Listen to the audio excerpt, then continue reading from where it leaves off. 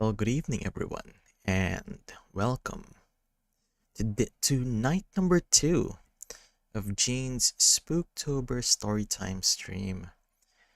Again, I am Gene, the slightly dyslexic sea dragon. Not a fish, but a dragon. Right. Well, this is the pre-show, so what the pre-show is just I just talk about anything and everything before the show actually starts. So, I do have something planned. Uh, as you all know, I guess none of you knows, but I am a big League of Legends fan, and as of League of Legends is concerned, the World Championships are happening. Not right now. I guess it is happening right now, but not at this moment exactly, but it is ongoing right now. So I wanted to do some League of Legends content, I guess. So we'll be doing that while we wait for maybe, around 30 minutes. Get our voice warmed up and ready, get our, brain juices and, get into the stream basically before we actually start. All right then. So I do have wait, okay, let's see.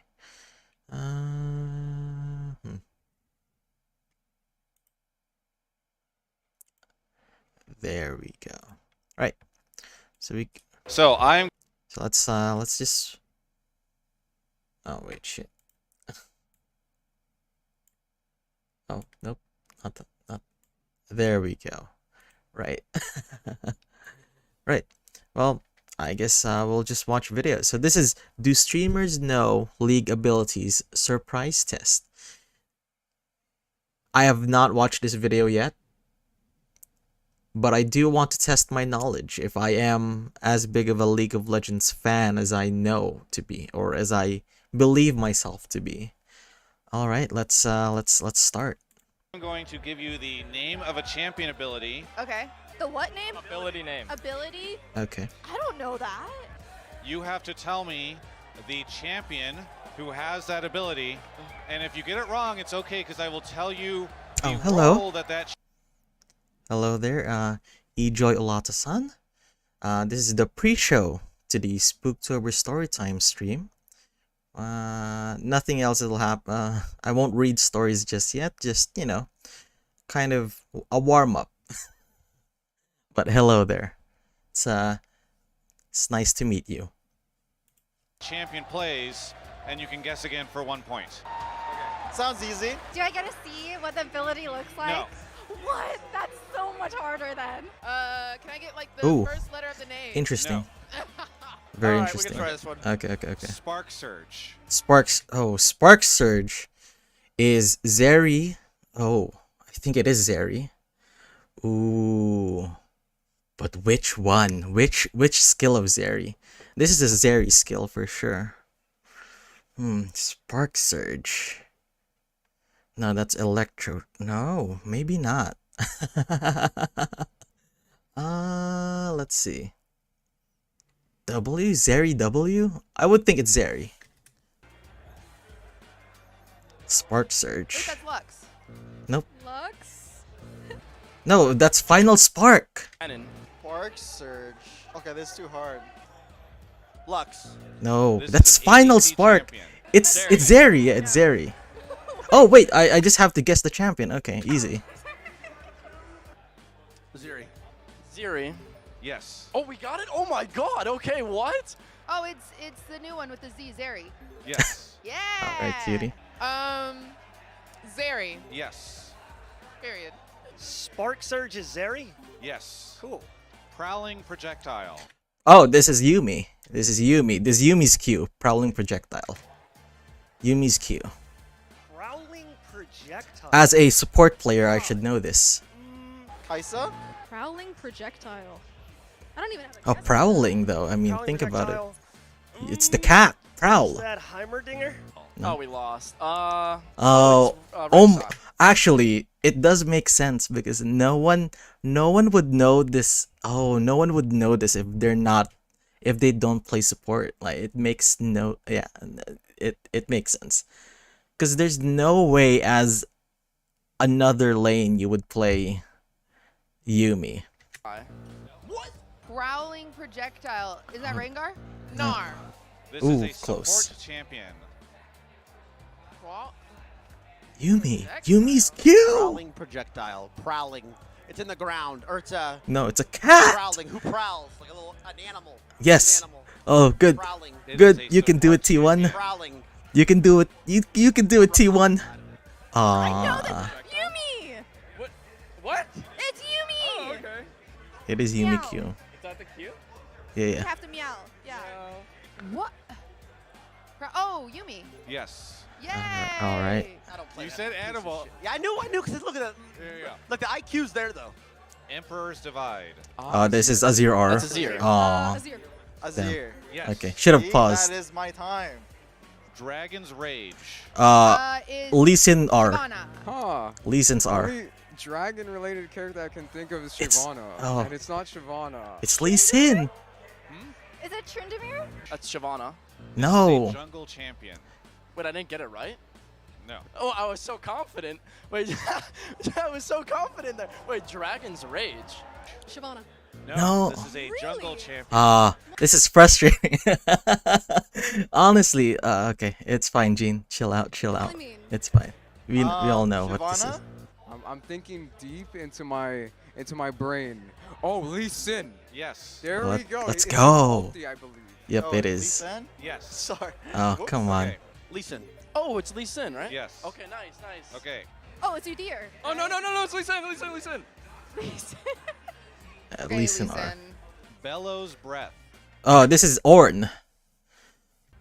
Oh wow. I mean, it's Ornn. Champion with the worst breath, which is Fiddlesticks. I'm thinking air theme. Oh, I mean, who would? It would have been like Kog'Maw, right? Oh, or a Cho'Gath. Which champion would have the stinkiest breath? Oh, Fiddlesticks. Nah, Fiddlesticks. No, I don't think so. It needs to be like a Void champion. I mean, it has to be Kog'Maw. I mean, that champion actually spits acid. Spits acid. So, I mean, if that does not stink. Maybe. A lot of people are gonna get this. No, yeah. This is a top laner. It's Ornn. Who breathes? I mean, like, the pro players would know who this. Well, I guess these are streamers, so we'll see. The top lane. Bellows Breath. Kindred? No, Jace? it's Ornn. Oh, of course. That's Gragas. Bellows Breath is Ornn? Yes. Brett. Orn. Yes. Let's go, Oh, T1. wait, Ornn? Yes. Okay, nice. That's Ornn, my boy. Yes. There we go. It's Ornn. Because he like Yeah, He's he a bellows. forge. I get it. Yeah, Yeah, yeah. I get it now. Makes sense. Noxious Trap. Noxious. Ooh, Noxious Trap. This is. Ooh. I mean, it's Teemo, right? I mean, Teemo is the first thing that comes into my mind. Like Teemo R. Noxious Trap, because it's the only trap that actually. It's the only. Yeah, it's Teemo R. It's Teemo R. It has to be. I mean, people just call it shrooms, but. Trap. Yes. Noxious, not noxious. Okay. Noxious. Yeah. Jin. Noxious Trap. Yes. Swain. No. Oh, Caitlyn. Nope. No. It is a top laner. Top laner? Wait, top laner? Okay. Trap. Wait, okay. A top lane? I mean, Teemo is... Is Let's see. Vel'Koz? It's a top laner. Oh. Singe? Oh, Singed, right? No. It's not Darius, isn't it? Trap. There are a couple of top laners that have traps that I'm thinking of. I'm thinking traps. Maybe Yorick? That is Teemo's. Oh, Yes. Noxious Trap? Teemo. Eugene? Noxus Trap. That's Timo. Noxious. That's Timo, right? Yes. Okay. Okay. See, I mean, I guess if you play the game a lot, I guess I'm not sure how often these people play the game. So Yes. Okay. It is Timo. Camille. Oh, what? It's Timo. Trap? Yeah, noxious trap. It's the mushrooms that he puts down. Oh. Timo's ult. Oh. What trap does Singed have? Oh. Yeah. I mean, the W is Singe W is like mega adhesive or something like that. No, incorrect. That is called mushrooms. Sleepy trouble bubble. I mean, this is Zoe. Zoe's E. Zoe. Yeah, yeah. That's easy. Oh, I killed that, bro. Oh, that's Zoe, right? Zoe. Yeah. Okay. At least I got that one. Zoe, of course. Zoe. Yes. Zoe? Yes. This is so easy, man. Okay. This is so easy. Can you just like cut off the ones that I got right? Oh, Sleepy Trouble Bubble is homegirl with all the jumpy Zoe. Zoe. Yeah, Zoe. Did you know I 1v1 Eugena's Zoe before? I 1v1 Eugena's Zoe before. I did not know that. And Viper played for me instead. And Eugene thought I was playing. And we still lost. Quiz done. Yay! Thank you. That was Oh. good. That was good. Oh, Yay!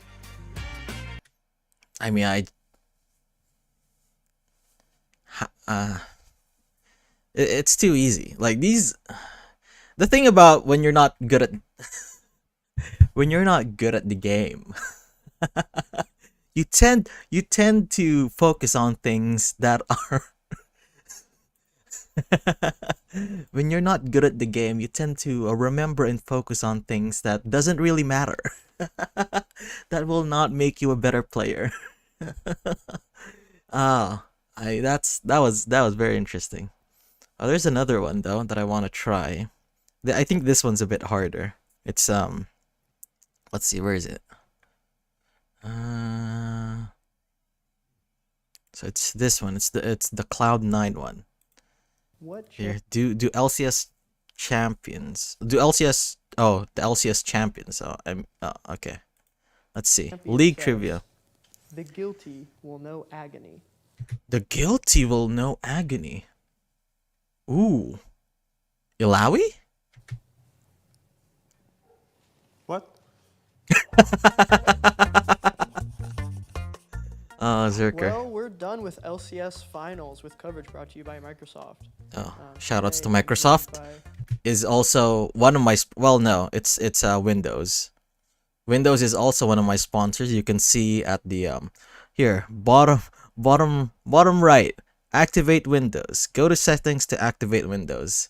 Has been a proud sponsor of me since I started streaming, and is still now. Berserker and Fudge, and we're going to be doing some trivia questions before they head off to Worlds. My name is Max Waldo with Max Waldo Industries, and I will be your host today. Oh, I'm just gonna The go. guilty will know agony. Yeah. I love this champion. oh, Fudge knows. Okay, I'm confident now that it might be Alawi. I hope this is correct. Ooh. Me too. And this is incorrect. From both? The correct answer is Varus. Oh my god. Oh, I'm done. I'm done. Like question 1 I failed. Let's see the next ones. Right, moving on. Which champion says, are you the hunter or the prey? Ooh. There's a lot of this. First instinct is Rengar, but it might be Nidalee as well. Okay, let's go with Rengar. Easier. I will not get this correct. Okay. Fuck off. Ash. These are incorrect. Oh, it's not. The correct answer is Kaisa. Oh, what? Oh my god, no. This is no way. Says that? No way. Question number 3. What champion says, TF. the luck of the draw? It's TF. Twisted Fate for sure. Luck of the draw. You better. Fuck off. Luck of draw? What is luck of draw? Luck of draw. Luck of draw? Rock? Luck. Do you know luck? Rock? Lucky? Do you know lucky? Yeah, I know. Luck. Yeah, I'm ready. Oh, this is actually luck of the draw is actually a Yugi. Oh no, I mean it's a Kaiba. It's a Seto Kaiba's coat. All right, ready? 3, 2. Oh, Twisted Fate. That is correct.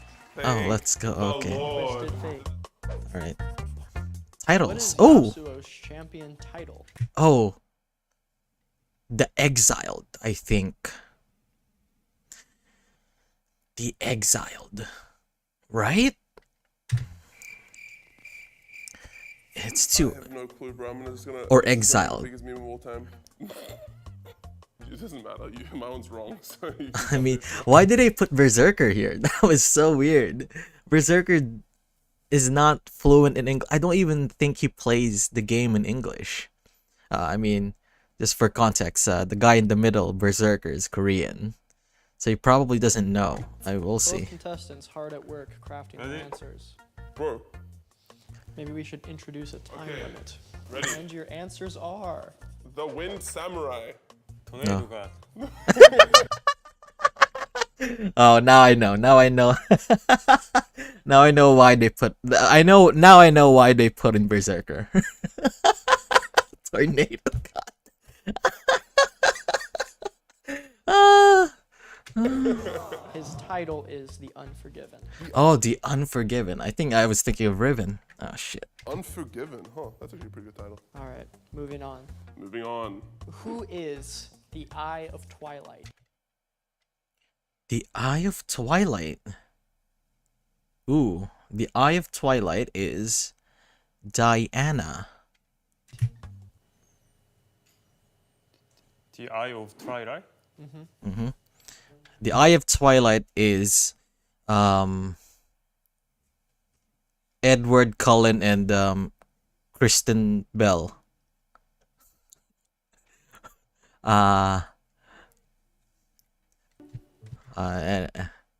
No one would get that joke. Ready? And your answers are... Vel'Koz. These are incorrect. The correct Yeah, answer actually called is Shen. Oh, Shen. Oh, I'm done. I'm done. I'm done. I'm done. I'm done. I can't. Yes. Who is the Joy Unbound? Oh, this is Nyla, What? the new one. 5, 4, Bro. 3, Go fuck 2, yourself. 1. One moment. The Joy Unbound. I love this one. I love this title. Silence. These are I mean, okay. incorrect. It's the correct Nyla. answer is Neela. Silas is, I believe, makes the sense why I've never heard unshackled it. one. It makes sense why I've never heard of it. Does Max Waldo know all of And we're these? moving on to item Okay, questions. okay then. Item question number 1. Oh, I might. Lord. What percent HP does the Collector execute champions at? 5%. Your answers are... It's 5%. 5%. 5% is correct. Nice. Oh, it's Quicksilver Vicar. Sash can cleanse all form of crowd control except... Suppress. Yes. Oh wait, no, That will it. accept- Oh, okay, never mind. I'm an idiot. No, it can. Yeah, that's why you buy QSS. That's the one. Airborne Fuck. knockups. Yeah, it is not. Airborne. Shit. See, when it comes to action, actually making you better at the game, I'm done. That's acceptable. Alright. Moving on. What item has the active name Cloudburst? I don't even know if this is how you spell Wait a minute. Okay. Cloud. Oh, Gale Force. this item's name. It's Gale Force. Did you just ask me if that's wrong?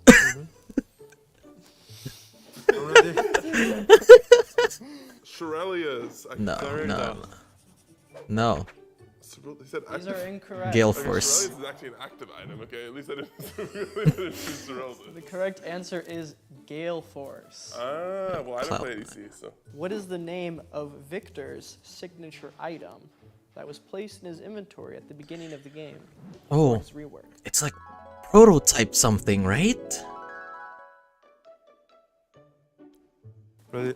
Okay, 3, 2, 1. Hex. Oh, it is Hex Core. Never mind. I'm not entirely certain if that's correct on Berserkers. Microsoft. It is hex core, Actually, yeah. that's a quick way out of a lot of the answers to questions. I just write down Korean words Yeah, that I don't Korean understand. I don't know English name. Sorry. Are you confident your answer is correct? Yeah. Absolutely. Okay, Max, is my answer. By the way, this set is actually kind of insane, right? I mean, the color in the back, then the large C9 in the background. What is yours? Hex core. You were correct. Oh, it is hex core. Give Shit. him the point. I think he's confident that it's right. That's some bullshit. What region lore, is okay. Diana from? Ooh, which region? Ah, wait, what are the regions? Like,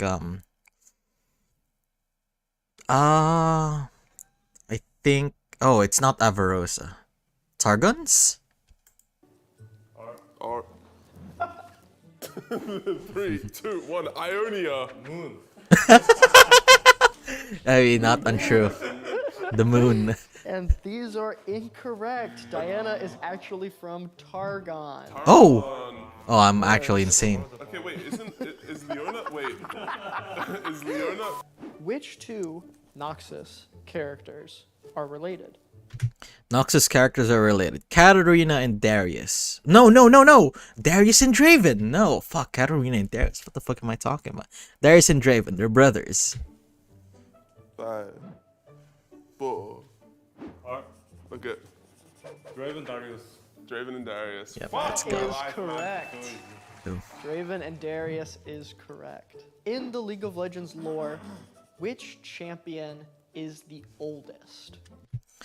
Oldest canonically. Ornn? No.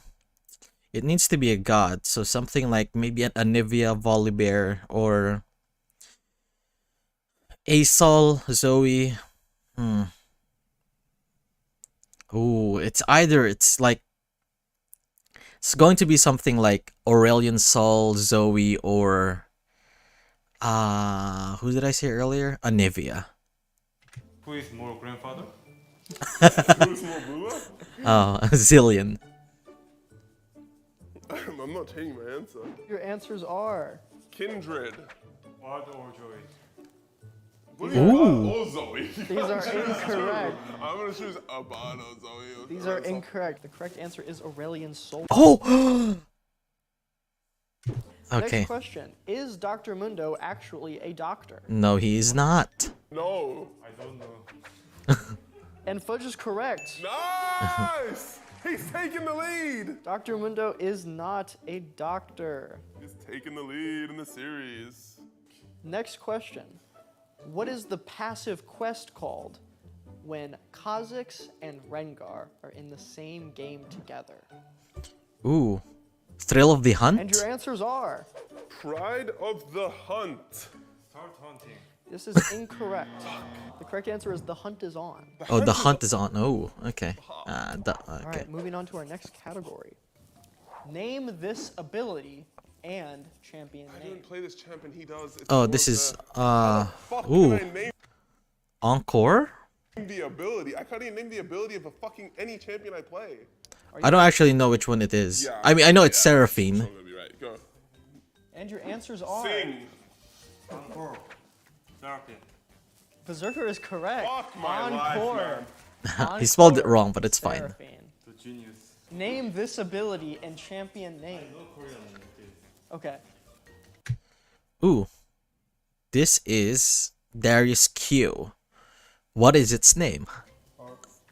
Hold the Meek Oh, going for it. by Renekton. Oh, is it? Oh. That's Oh. actually Leprechaun Vygar. That's Leprechaun Vagar. And Fudge is correct. Oh, shit. No, it's the Renekton one called the Meek. Ah, damn. Name this I'm ability an idiot now. and champion. Ooh. Is this Zeri's Spark Surge? And your answers are... Lightning Surge by Zeri. Razor Beam by Jerry. Laser Beam. Zeri is correct. Thank you. But I believe this is Ultra Shock Laser. Oh, Ultra Shock Laser. Never mind. Ah, Name shit. this ability. Oh my Oh, god. this is Ivern. This is Ivern's Q. I don't know the name of the I ability should know though. this. Ivan. Root cola. Fudge is correct. Ooh, root collar, nice. Name Good this pull. ability and champion name. Oh, fling. Singe. And your answers are Drain by Fiddlesticks. No, this is. and Berserker. Shinjit. Focus. Throw.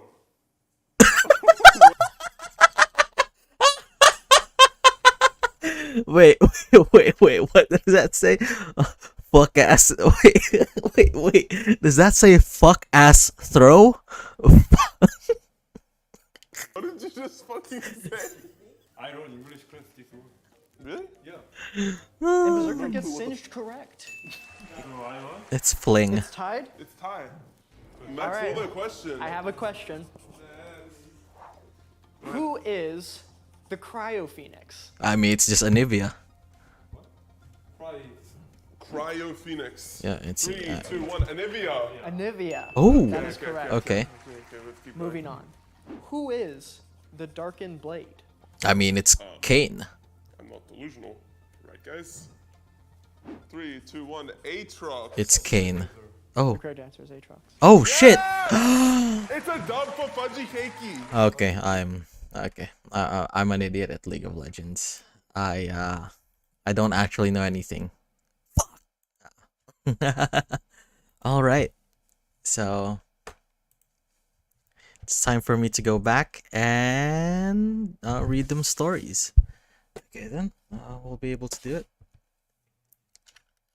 Let's start.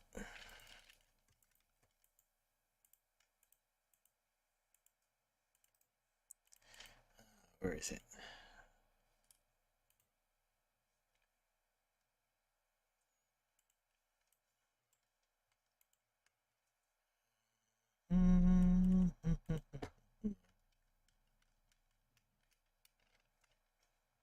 I should actually make whatever. We'll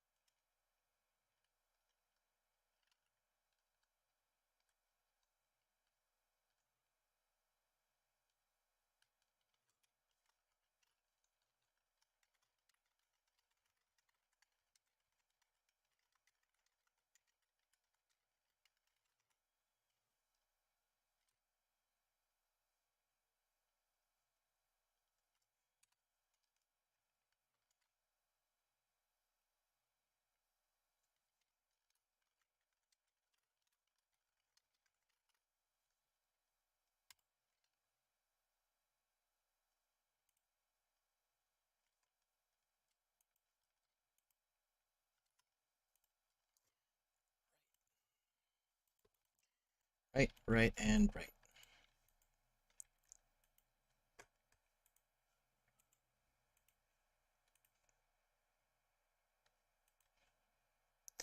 Just give me a few minutes to get ready and we'll start.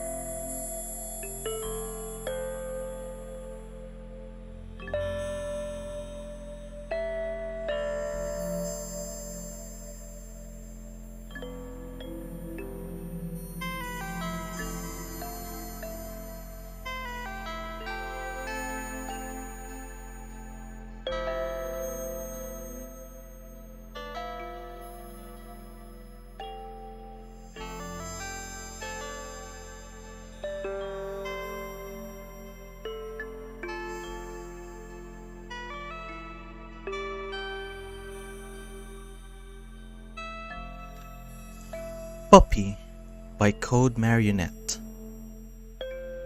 Well, hello there, little guy.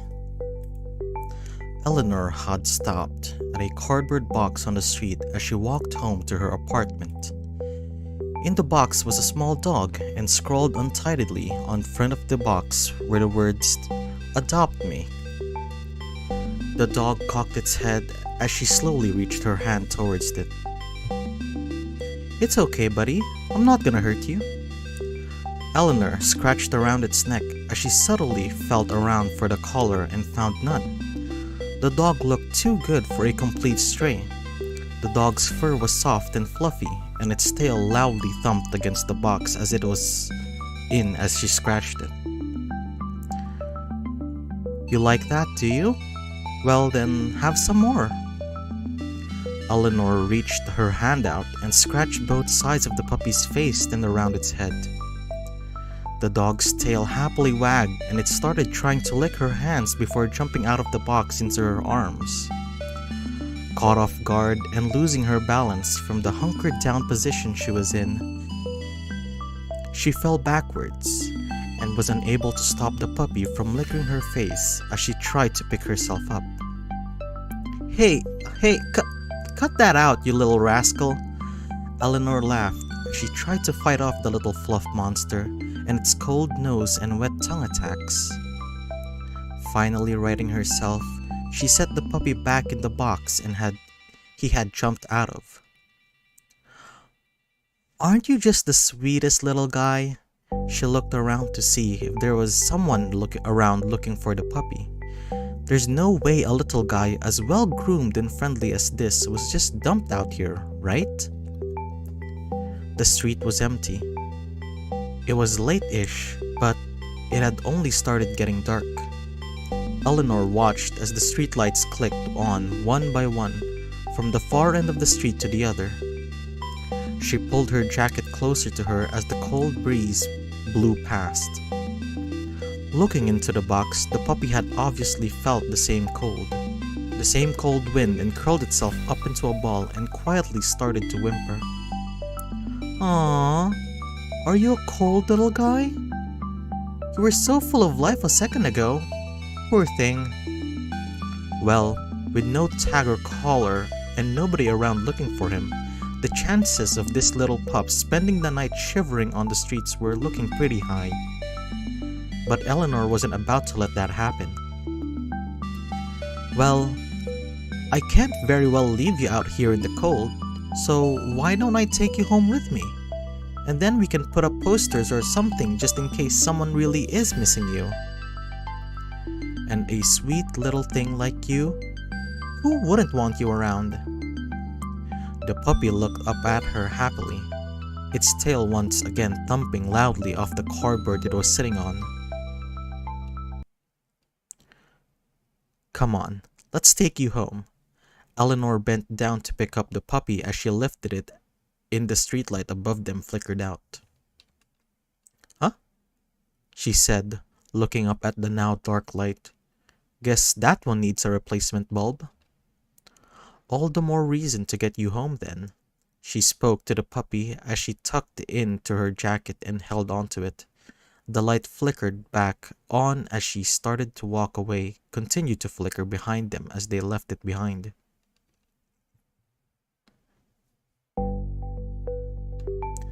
Eleanor didn't live very far away, which was lucky because by the time she reached the door, her dog-holding arm was starting to ache from the extra weight of the puppy.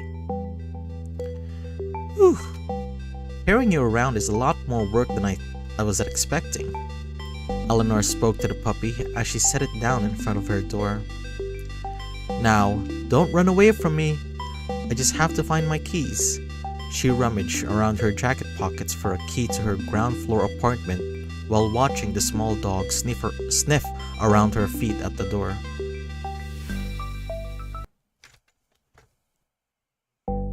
She watched the dog happily sniffing her boots as she reached for the keys to the door to unlock it.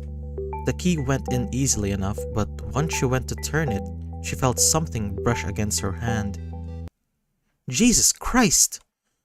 Eleanor instinctively pulled back her hand and her keys fell to the ground, along with the creature that touched her. Oh, it's just a spider. Fucking hell, scared the shit out of me. Aren't you a big one though? That's gotta be at least an inch across. Let me take a pic and send to Poppy. Eleanor reached into her pocket to get her phone out while keeping an eye on the spider.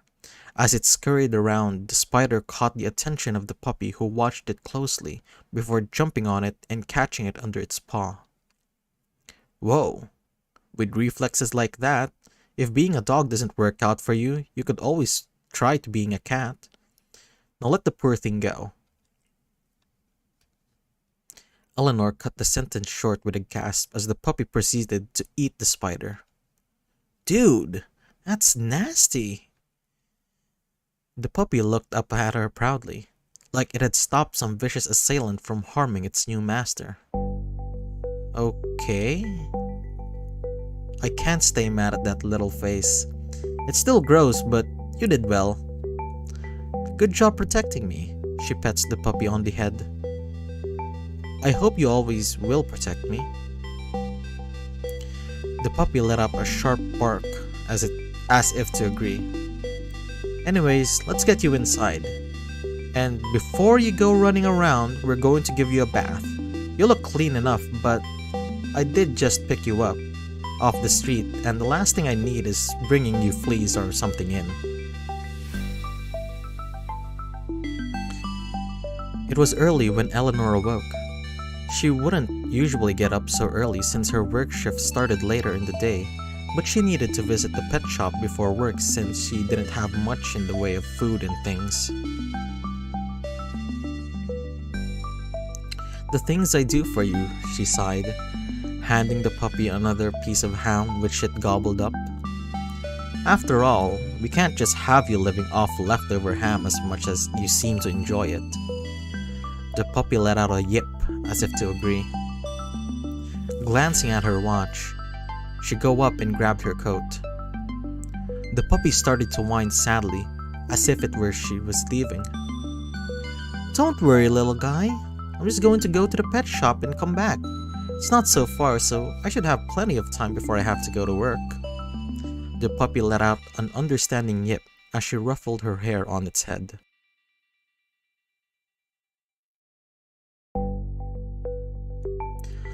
Eleanor was greeted at the door by the neighbor's cat, Miss Marmalade. Hello there, kitty cat. Marmalade sat in front of the door expectantly. Sorry, Marm. I'm under strict orders not to be offering you any extra food ever since you got that big butt stuck in the cat flap. Phyllis says you've been going door to door begging for scraps after she goes to work. Marmalade started to meow in protest.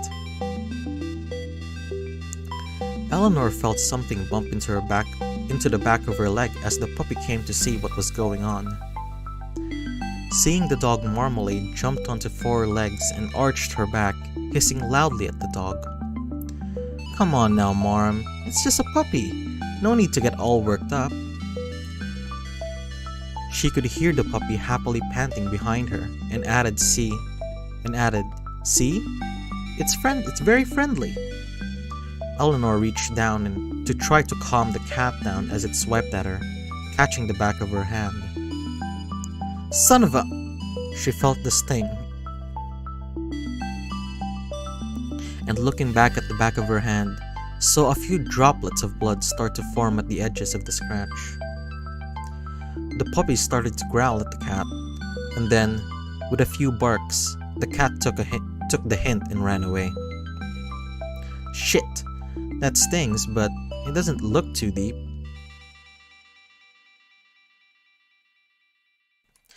Eleanor turned to the puppy, who was still growling in the direction the cat ran off to. Don't worry, little buddy, I'm fine. See? It's just a scratch, she said, showing the puppy her hand. The puppy started to lick the blood off the back of her hand before she pulled her hand back. Hey, cut that out, you little scamp. Wiping the saliva on the back of her trousers, she stood up. Anyways, I better be off while I still have time. You be good while I'm gone. The puppy barked happily in response as she left. It wasn't long before Eleanor got back with a shopping bag full of things. She had to push past the excited puppy who was trying to jump on her while she tried to enter the apartment. Alright, can you at least let me come in first? The dog barked excitedly. After finally closing the door, Eleanor turned into her apartment with horror. What have you done? There were little brown footprints, leaving trails back and forth across the apartment floor. She took a look at the puppy, who has now sported 4 little brown dirt-covered legs. The puppy looked up at her happily, seemingly unaware of the mess it had made. She went around and examined the damages. Luckily, it seemed that apart from the floor and the cushions she had laid down for the puppy as an impromptu doggy bed that night before, everything else was clean. Okay, maybe it's not too bad, she mumbled, half expecting the whole house to be covered in mud. She walked out the back door into the garden to see the mounds of dirt the puppy had obviously been digging through. It was a small garden, fenced off so it wasn't a huge deal if the puppy had been playing out here. And she didn't really go into the garden much, so even digging itself didn't bother her too much, if not for all the muddy footprints. How did you even get out here? I need to make sure I lock the door when I'm leaving. She pulled out a small paddling pool that had been propped up in the side of the shed for as long as she had lived there, and she ran a hose into it, filling it up. Alright, you. I don't really care if you're playing out here, but I can't have you tracking mud all through the house. She spoke sternly, picking up the puppy before plopping it into the shallow pool. The puppy started to excitedly play with the pool water, while Eleanor focused on the hose on spraying the remaining dirt off its legs. She went inside and grabbed a towel before lifting the puppy out of the pool and drying off as much water as possible. The puppy shook its body to get rid of whatever remained. Leading the puppy back inside, Eleanor turned the key in the door, locking it behind her. She then went to her shopping and pulled out a little bowl and a can of dog food before filling the bowl and setting it out. Here you go. Eat this and stay out of trouble while I mop the floor. After she finished mopping, she grabbed a dog cushion and replaced the dirty cushion and threw a handful of toys on the floor next to it. Sorry, I don't have time to play with you much now because I spent all the time cleaning and now I have to get to work. She spoke apologetically as she left to the puppy, who was now rolling around with one of the toys she had bought, happily squeaking away. By the time Eleanor returned home, it was already starting to get dark. She opened the door, praying that there wasn't going to be another repeat of this morning.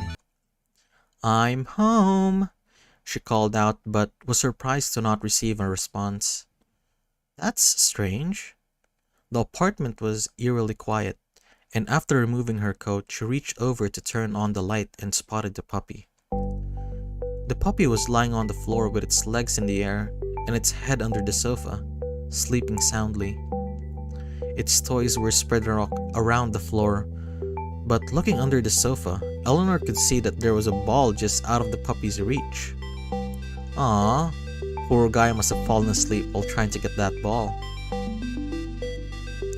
"Hey there, little buddy," she spoke softly, gently rubbing its belly, and the puppy stirred, wiggling itself upright and removing its head from under the sofa. Then, Realizing that Eleanor was back, it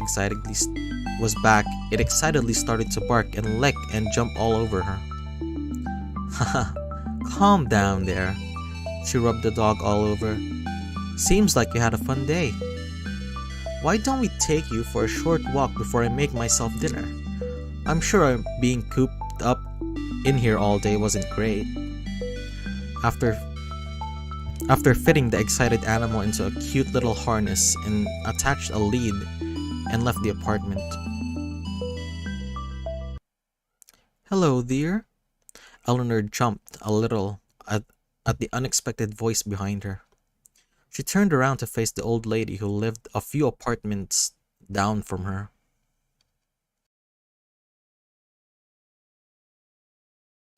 Oh, hi, Phyllis. What's up? Have you seen Miss Marmalade? I haven't seen her all day. And it's not like her to not be home in time for dinner, you know? Oh, I saw her this morning. She came looking for food as usual, but ran off as soon as she saw this little guy.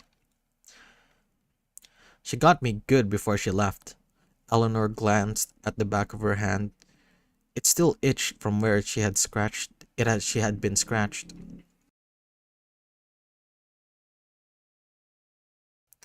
I didn't realize she had a thing about dogs since she's normally so chill. Phyllis frowned. Normally she's fine with dogs. Maybe you caught her in a bad mood. Maybe. Anyways, I do hope she's okay. I'll let you know if I see her around. Please do, Phyllis replied with a worried expression and left Eleanor and the puppy standing outside the apartment. Okay, let's go for that walk, pup. The puppy let out an excited bark, and they headed off into the evening.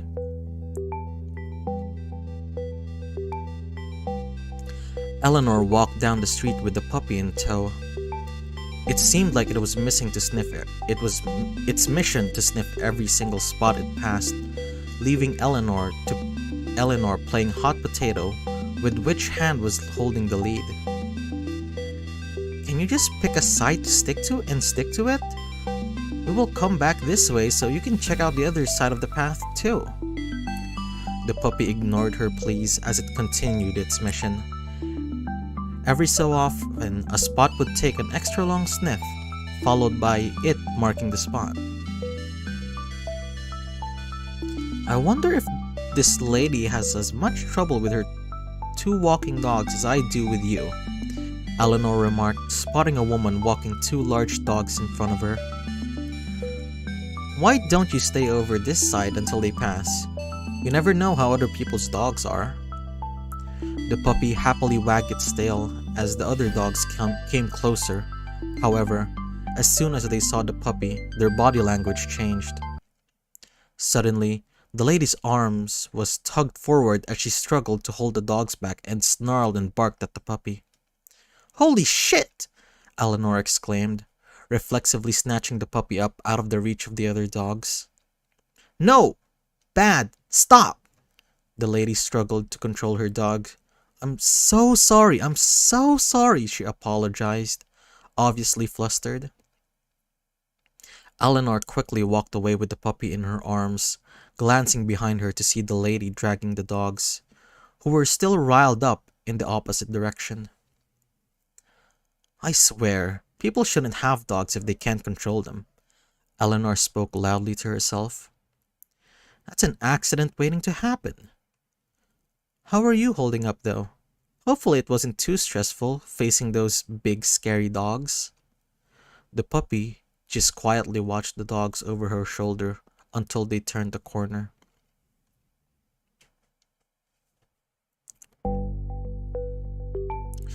It wasn't long before they arrived at an open, grassy area, and after making sure the coast was clear, Eleanor let the puppy off the leash to run around. You go have fun, and hopefully tire yourself out. Ding! Eleanor's phone went off as she watched the puppy running around in circles. Are we still on for tonight? Oh shit! In the excitement of getting a new puppy, She had forgotten that she had made plans with a guy she had started seeing recently. I'm gonna be straight with you. I totally forgot about tonight. But I got a good excuse. Oh really? Do tell. Eleanor raised her camera and took a picture of the dog rolling around in the grass in front of her. I picked up a stray dog. I'm more of a cat person myself. It's okay. All animal lovers are good in my book. But I feel bad about blowing you off. Would you like to come over mine instead? I've been told I make a mean... Then, remembering the lack of proper ingredients in her kitchen at the moment, she added, takeaway order. How could I say no to that? I'll bring some wine then. Just send me the address and I'll be around 8-ish. Eleanor quickly tallied up the time it would take to get home and get ready and decided that it was just about enough time. Sounds like a plan. Alright, puppy, we gotta bounce. I gotta clean myself up before he gets there. You know, just in case. Eleanor winked at the puppy, who remained oblivious to its meaning. Eleanor and the puppy walked home briskly, with a few sniff and mark breaks along the way. Upon arriving home and removing the harness, the puppy ran to the back of the door and started scratching to be let out. You know, you could have just gone while we were out, right? Okay, I'll tell you what, she spoke, looking at her watch. You play out here for a while I go take a shower and get ready. Eleanor grabbed the ball from the floor and after opening the door, threw it into the yard. The puppy chased after it and started playing around with the ball. Alright, you have fun. Eleanor closed the door and left the dog to play. Ding! Eleanor's phone buzzed as she finished drying her hair with the hair dryer.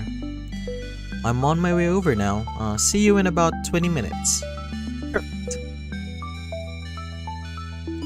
Eleanor looked at herself in the mirror. You look as good as you're going to. You look as good as you're going to at this point.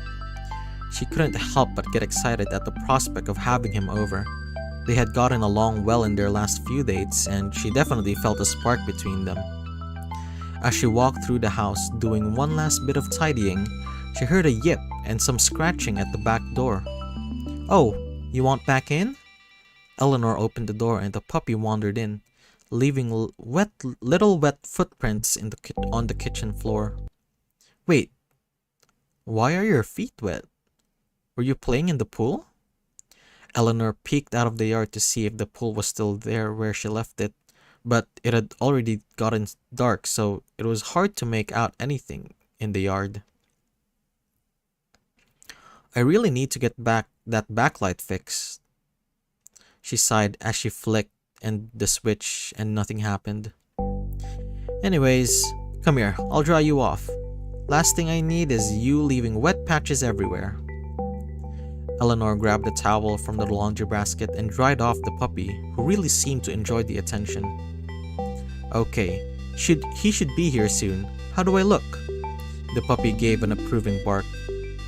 Thanks. Now you be a good puppy, okay? The puppy gave another approving bark.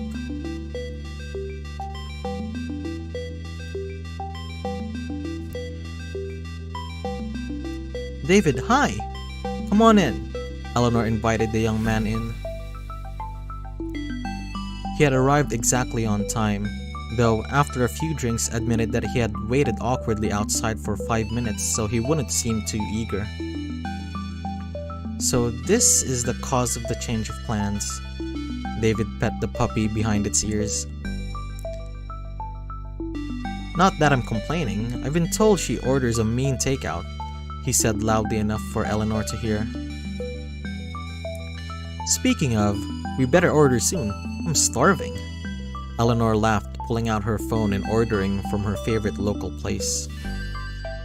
Eleanor and David spent the evening eating food, drinking the wine and swapping stories. After a few hours, the last drops of wine had been drunk, David spoke. After a few hours and the last drops of the wine had been drunk, David spoke up. "Well, that's the last of the wine. I guess that's my cue." He leaned in for a goodbye kiss and Eleanor grabbed him playfully by the tie. "What's the rush? I haven't even given you the tour." "Well, I wouldn't want to miss that." David smiled as Eleanor led him to the bedroom, followed closely by the puppy who had awoken to the movement. A moment later, Eleanor returned to the hallway with the puppy in her hands. "Nope, you're not invited to this particular party, I'm afraid." "Don't wait up." She winked at the puppy and closed the door behind her. The puppy lay down in front of the door quietly listened to the muffled voices in the room. "Ah, gross!" Eleanor awoke to the feel of wet paws on her face. "Dude, why are your feet wet?" She lifted the puppy off her face and looked around. A beam of light streamed in through the gap in her curtains, and she winced when it caught her eye as she moved. Still feeling a slight dull thud in her head from the night's wine, she had grabbed her phone. It was already 11 a.m., and there was no sign of David, who had spent the night. She wandered around the house looking for him, but he was gone. Did he leave already? It is pretty late, so maybe he had things to do. He could have said bye, though. Eleanor spoke her thoughts aloud to the puppy she was still carrying around. "Ah, is this why your feet are wet?" she exclaimed, noticing that David had left the toilet seat up. "And right on my face? Dude, that's so gross." She set the puppy down and washed her face. The puppy sat nearby, unaware of what he could possibly be the cause of the fuss Eleanor was making. After getting washed up and dressed, Eleanor went to the kitchen to get some coffee, but realized they were out of milk. "Oh. Imagine if he turned up right now with some coffee and a donut." Eleanor spoke wistfully as she checked her phone for messages. "Not even a message to say you were heading out, eh?" Eleanor clicked her tongue before deciding to give him the benefit of the doubt. "Hey David, I had fun last night, though I didn't hear you head out in the morning. Let me know when we can meet up again." "Alright, well, now that I've put the idea in my head, I really want that donut." Eleanor grabbed the puppy's harness and dangled it in front of the now very excited puppy.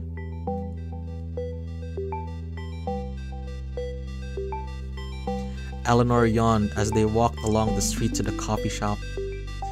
She was mostly running on autopilot until a piece of paper was pushed into her hands.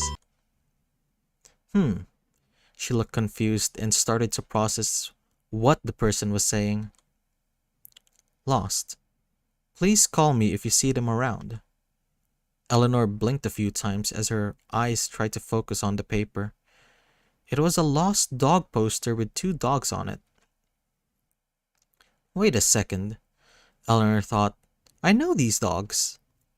They were the 2 dogs that had barked at her and the puppy before." She looked up at the person who had handed her the poster, and it was the same lady from before. "They got out of the garden somehow last night, and I hadn't seen them since," the lady pleaded. "Please, if you see them around, just call me. My number is on the poster."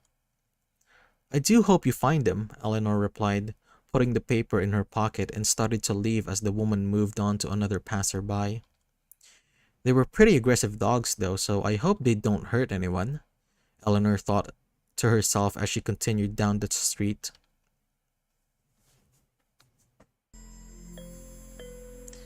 It was already dark when Eleanor checked her messages for the umpteenth time. Still no response from David. "Nothing at all, man? He's even left messages I sent this morning unread. What a dick," Eleanor grumbled to herself as the puppy curled up in her lap. They had gotten along so well up until this point. Then Then they finally... Was that it? Got what he wanted and then got lost? Never would have put you down as that kind of guy. Never would have put you down as the kind of guy that would ghost. Eleanor sighed and grabbed her jacket and the puppy excitedly wagged its tail. Sorry, pup. Just want to take a walk by myself this time. Clear my head and all that. Eleanor grumbled to herself as she walked up the street. These things happen. Not everything works out. People aren't always what they first seem, she told herself. It didn't help. She was still annoyed. She started to kick a small round pebble down the empty streets as she walked. As if she tried to kick it slightly further, with each kick she could feel herself calming down.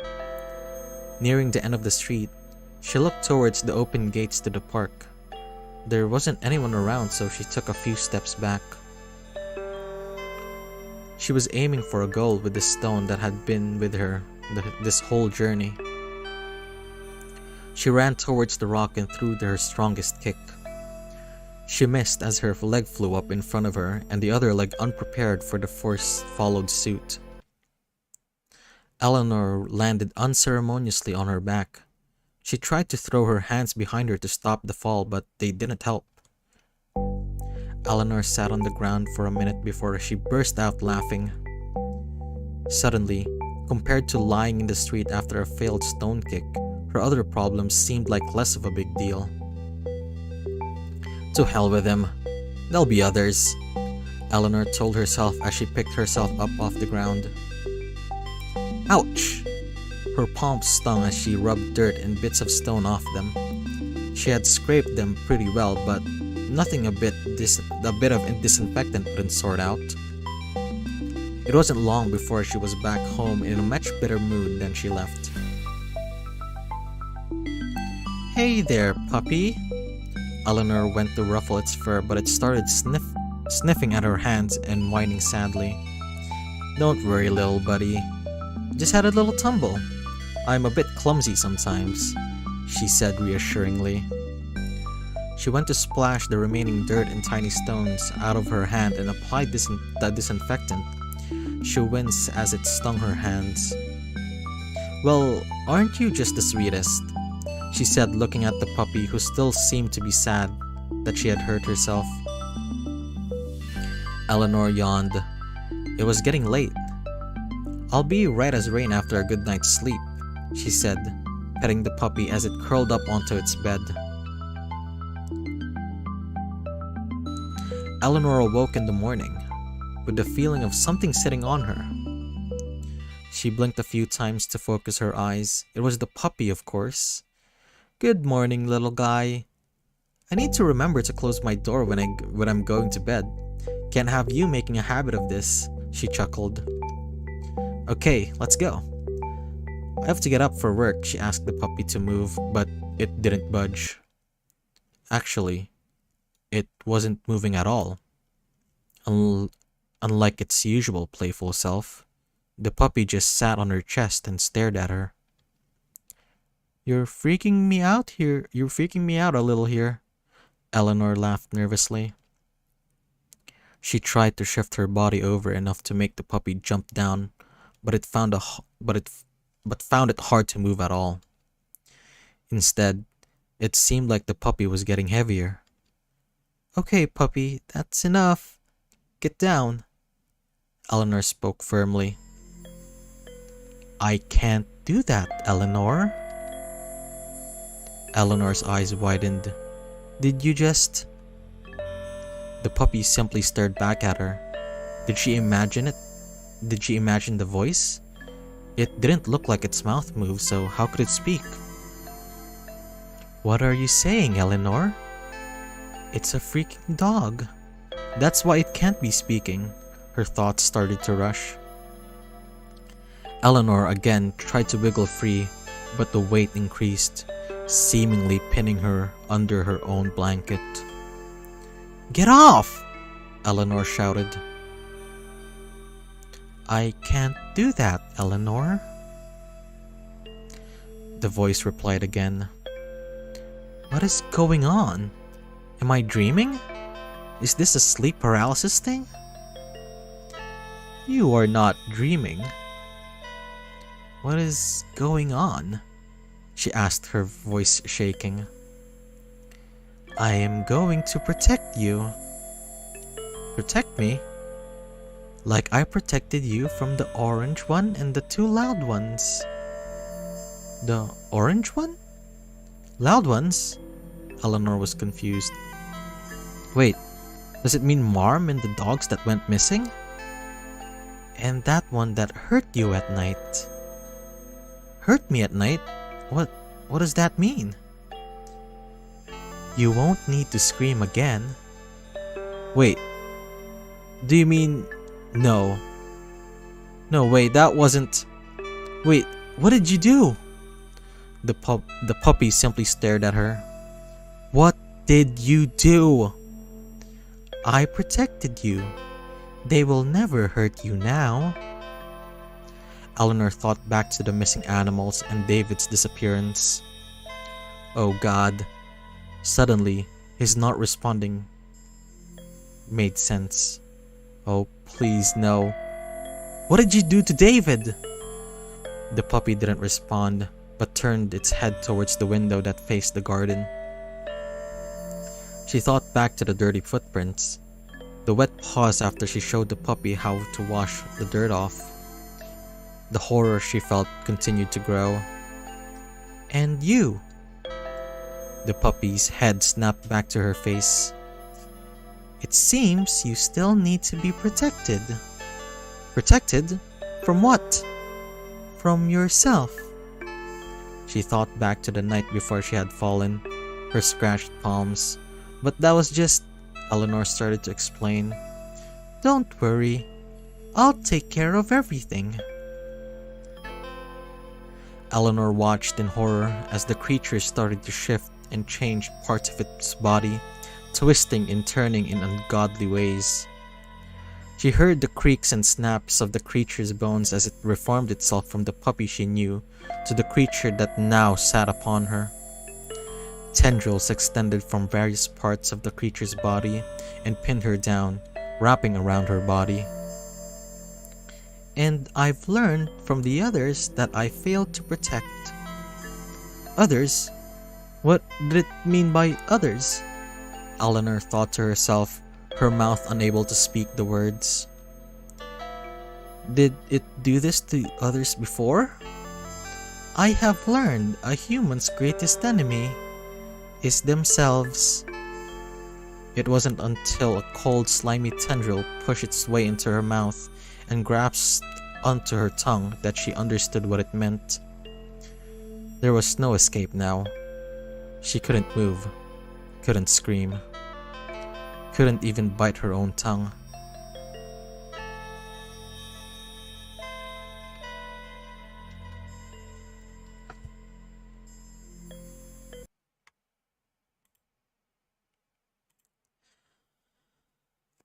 Wow, what a story by Marionette. I mean, don't worry, Viking Son. I mean, it's not really a bad end since it's a linear storyline. Yeah, I did. I do pre-read the stories before I do read them on stream, but yeah, very much. I do like the I very much like. Oh, I think it's a Cthulhu myth. I did very much like the art. The art style, I mean, it's kind of like that simple art style that they do have. It's very interesting though. I did not expect the David and Eleanor. Oh, it became very graphic, and I did not expect. Well, I guess it wasn't graphic, but you know, when you fill in the blanks, it was kind of filling in the blanks was it was very surprising from that story.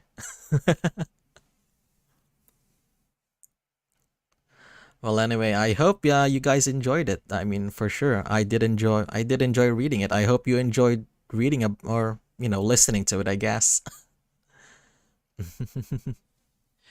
Right. Well, we're going to go to our next story, which is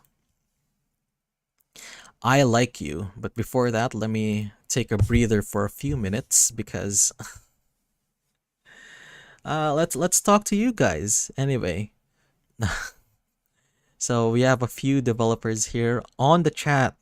So Izumi Games, the writer or the developer of our next game, and Code Marionette from the who developed the game that we just read. So any plugs or anything you want to promote other than the anything you want to promote in this very humble stream that has very few viewers.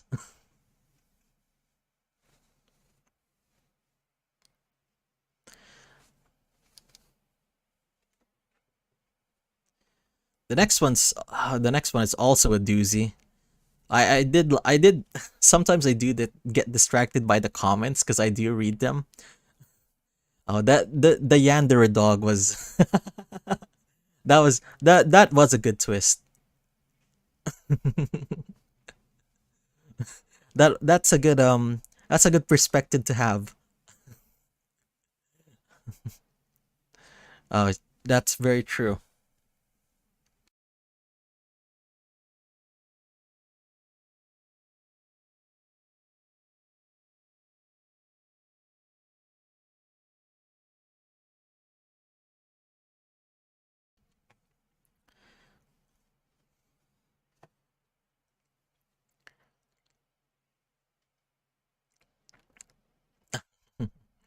Is it really? Oh, wow. I guess with Yandere's Go, it does kind of end like that. I'm thinking back of oh, this is going to make me seem old. Going back to you have a lovely no I don't. But sorry. I hate my voice. Going back to school days where oh my god, dude, remember school days? Remember how weird that ending was? Oh, I was a teenager when that.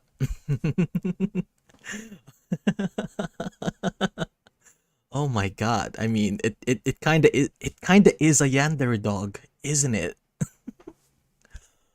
Oh, I didn't I don't know if you know that reference by the way. It's a very old anime that was very surprising in its day. Exactly. Exactly. It was either the worst or the best.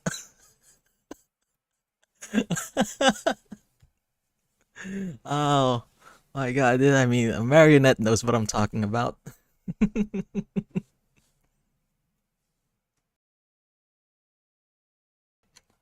Wow.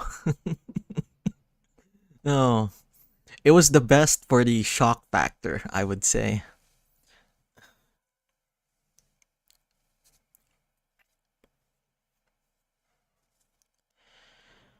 But enough of speaking about anime. Let's set up our new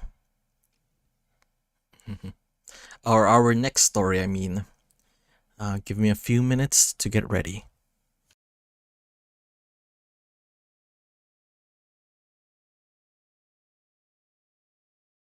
Actually, let me go use the bathroom first.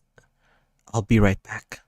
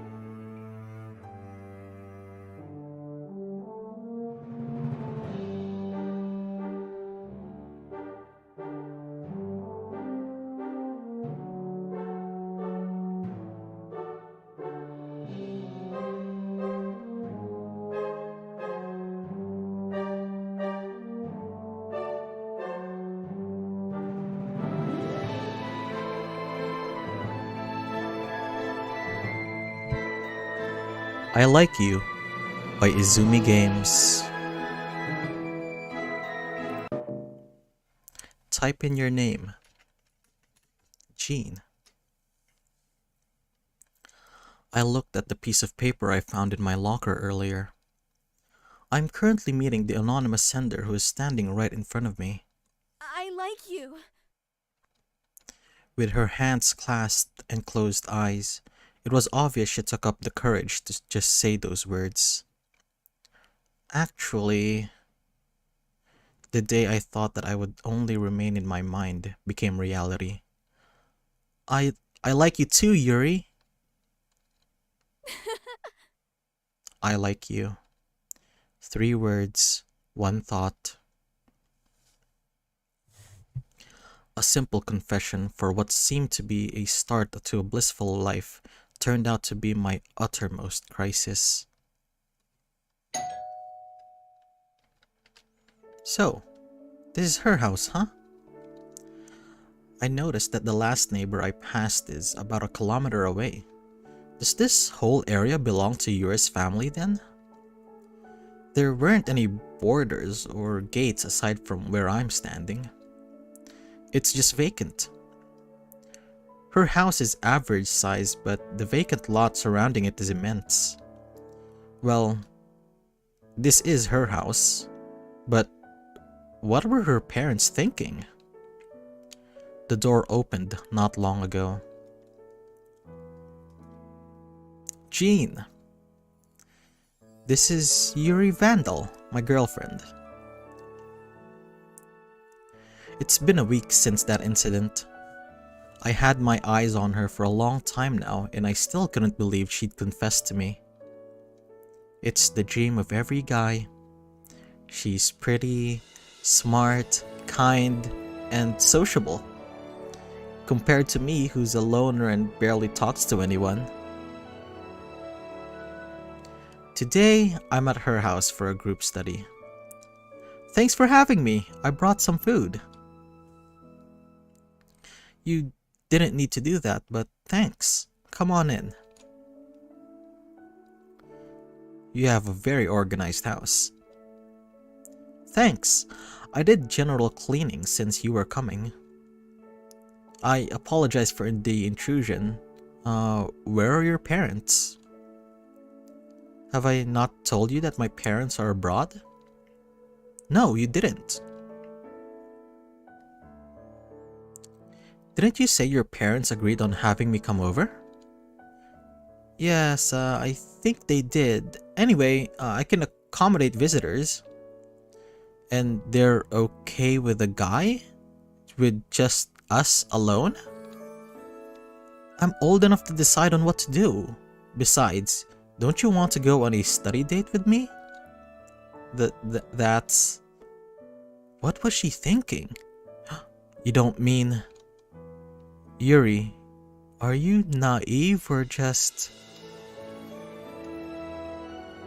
Are you thinking of something else? You look so cute when flustered. But please don't tease me. You should remember that I'm still a guy. I wouldn't mind if it's you. Yuri. Oh, lunch's ready. We went to the kitchen to have our lunch before we begin our study session. How is it? It's good. Glad you liked it. She played with her spoon while chewing her food. It's a habit of hers, I've always noticed. Oh, I forgot to buy snacks and refreshments for later. Better not be hungry when studying. But we just had lunch, and I brought some food too, remember? It wouldn't last. What? I couldn't hear it since she was whispering. It's for later. I'm a big eater, you know? I see. We finished eating and proceeded to clean up. See you in a bit. Just leave the plates on the sink. Why don't we go together? It's okay, I'll be quick. And she's gone. I can't have her wash the dishes when she has already prepared the food. They even have a bar section here? Her family must love alcohol. I wonder if Yuri drinks. What's this? Strange. This wine bottle doesn't have a label on it. Picking up the bottle made me realize its content. It's not a liquid. Is this powder inside? Why would anyone put powder in a wine bottle? I should ask her later. Their living room is modern in style. Their TV looks new too. Yuri is undoubtedly rich. I wandered through the living room until I saw a DVD book. So, Yuri still watches DVDs, huh? I scanned through the books and found white CDs with only labels on them. His first win. His appearance on school theater activity. Him tying his shoes. Him spacing out. It all refers to a man. Reminds me of how my mom documents my photos. She would always put descriptions in the back of those hard-copied photographs. Are these about her brother? Then these must be her parents then. Yuri's late brother? He's a year younger than Yuri. He also used to attend the same university. He got into an accident one day. I remember Yuri not attending class for a few days because of it. Aside from that, I don't know anything about her parents or her personal life. She may have drawn my attention for a long time now, but I don't know anything about her. I reminisce the first time I met her. I met her through my senior, Susie Rose, as she introduced her to me during one lunchtime. My senior, who mysteriously disappeared one ordinary school day. She's been missing ever since then, with no news of her until now. She and Yuri are the people who I talk to. We're pretty close, that's why news of her disappearance had me devastated.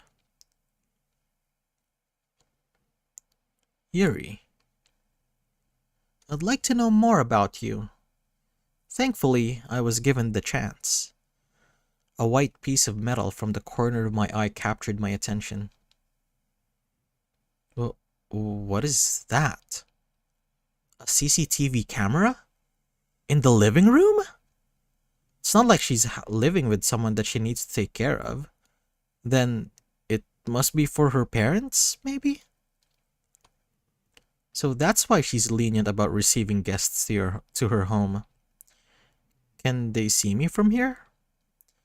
I waved my hand just in case.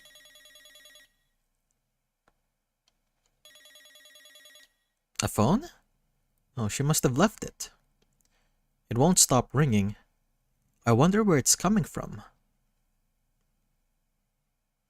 I went to the hallways just ahead of the bar station and reached the door to her room. It's ringing non-stop. Is it an emergency call? But this could be her room. The door is slightly open. A little peek wouldn't hurt, would it? Oh, there's her phone. It looks like an old model of a flip phone. I turned my attention to the room's walls. The room sent chills all over my body. What are these? The room is filled with hard-copied photos posted on the walls, with me on them. I recognize some from my social media, but the others are stolen pictures of me. Also, at the table beside me, it all adds up. These are things that I used to have and got lost for some reason. My sweatshirt, my ball pen, The books I used to borrow from the school library? And what are those? Are those used tissues in a container? But what bothers me is this strange, odd, pink, slimy thing placed in a glass with a printed description taped on the lower bottom saying, Jean's chewed bubblegum? It's insane. Why would Yuri have all of this? Don't tell me those tissues are mine too. The phone. Not long, I heard someone opening the door from the entrance. I hurriedly left the room and went to a nearby bar station. I managed to compose myself before she came in. I'm back, Jean. What were you doing? She can't find out I peeked in her room. Waiting for you. I had some trouble understanding maths. I thought I'd wait for you first. Oh, you didn't happen to peek in my room while I was away, didn't you? No. Just kidding. That's what I like about you. Let me just put these in the kitchen first and we'll start studying. That's a lot of groceries. Yeah, sorry for making you wait. I need to get out of here. Is it hot outside? Nope, it's cloudy. With no time to waste, I hurriedly went to the main door. I was about to open it until I felt a hand on my shoulder. Where are you going? How did she catch me so fast? Wasn't she busy with the groceries? Just to feel out the weather. Shoot, I stuttered. I'm sorry. To think that you're leaving, I already said it's cloudy. I just need to feel the fresh air. Why are you stopping me? Oh, no, I'm not. Say, why don't we try the ginger ale I just made? She went to get a bottle from the bar station. What about your groceries? That can wait. Then she poured the so-called ale into a wine glass before offering up to me. I stared at the liquid presented to me. What's wrong? I hate ginger. What? But you never leave a single ginger on your lunch when you... I throw them every time. Wait, hold on. I just remembered something. How did she even notice that? I got my phone out and I was about to contact for help when Yuri quickly went to peek from my back. And are you going to check for the ginger ale's ingredients? She wouldn't give me some privacy. No, I just remembered something important. She got her eyes on me. Can I use your restroom for a bit? Sure, but only if you drink this first. Oh, why are you being so pushy? I'm sorry. I just want you to try the homemade ale that I made. Since I made it. Especially for you. I have a bad feeling about that ale. An obsessed person can be dangerous. Who knows if she's mixed the drink with some powder I saw earlier. It must have been drugged. I'm allergic to ginger. You're lying. She put the bottle rim in her mouth and drank her ale. Then she immediately came close to me. Without warning, she's already kissing me, while giving me a dose of that ale or whatever it is, using her mouth. She let go, and I immediately tried to get the liquid out of my mouth as much as I could. I'm not that patient, you know. Yuri, what were you thinking? Stealing your first kiss? Why? I began to feel dizzy. Yuri! I knew something was wrong with that drink. I've waited for this day for so long. I'm not going to end it. My vision became blurry, and I could hear Yuri's voice echoing. Sleep tight, my love. That liquor is so strong that it quickly enveloped me in a shroud of darkness.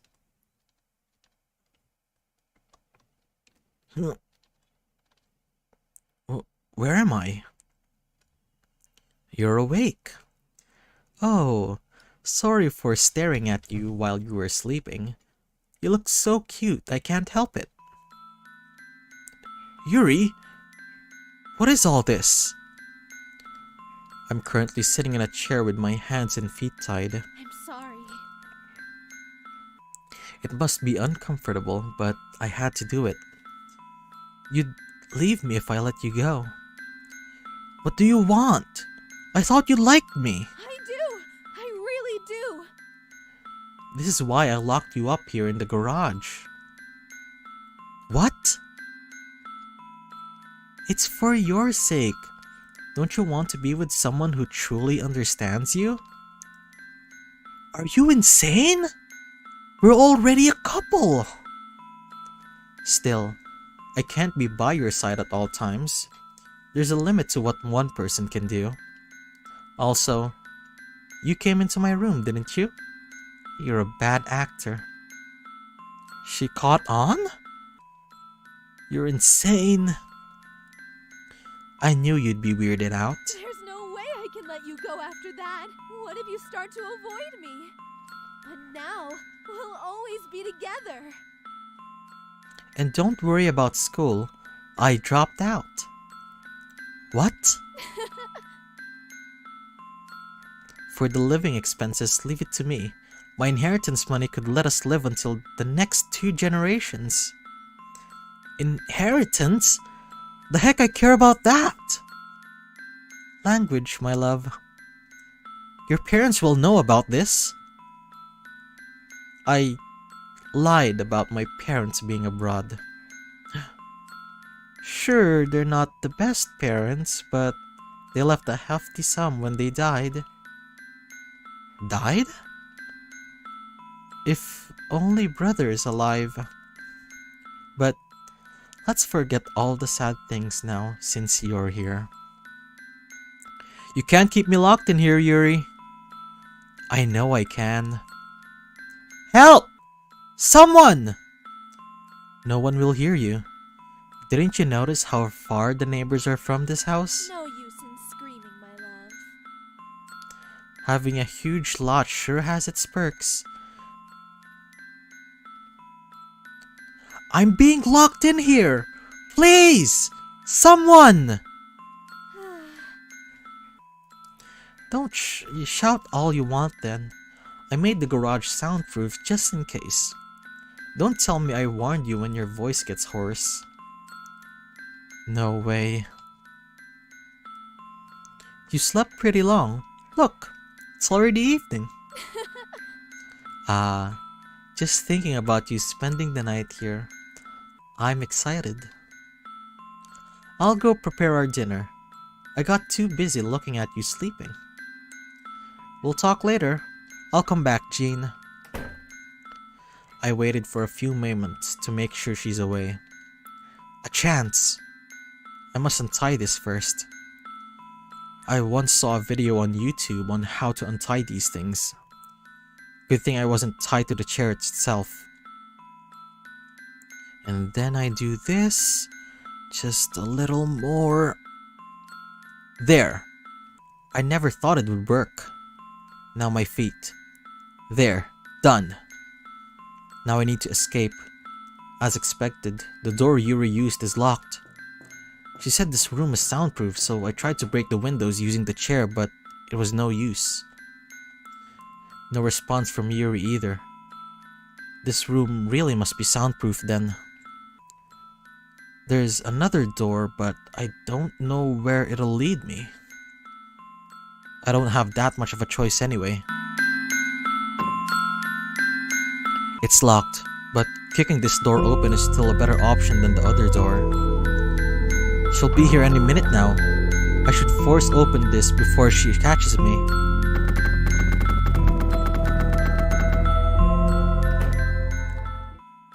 I hurriedly locked the door from the other side. Good thing there was a secondary lock. Another room? Jean, open this up! It's time for dinner. I made your favorite. I must get out of this place. Playing hide and seek, huh?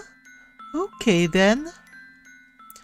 I should hurry before Yuri comes here. Look around. I might be able to find a weapon around here. Too bad there's only an empty cabinet and a side table here. Anything will do. Inside the drawer of the side table, I found a key. I tried to use it on both doors, but it wouldn't fit. This might be helpful later on. I'm in the hallway now. I can't go to the main door since it's highly likely she'll be there. Surely this house is all locked up too. I need to call for help, but Yuri took my phone for me for a while I was knocked out. Surely this house is all locked up too. I need to call out for help, but Yuri took my phone from me while I was knocked out. I don't know where the other door leads to, but if I don't have anywhere to hide, then I'm toast. That's why I'm leaving that out of the option. Where should I go? Go to Yuri's room. This room still irks me, not because of my photos everywhere, but because someone has been watching me all this time without my knowledge. She'd even kept the tissues I had, even the ones with snot. I hurriedly looked for the phone I saw earlier. It's not here anymore. I should look thoroughly at this room. I went to the drawers first. Surprisingly, the phone was there, but another thing catches my attention. There's an identification card beside it. It belonging to someone else and not Yuri's. I grimaced as I held the plastic card tightly in my hand. She was wearing this on that day.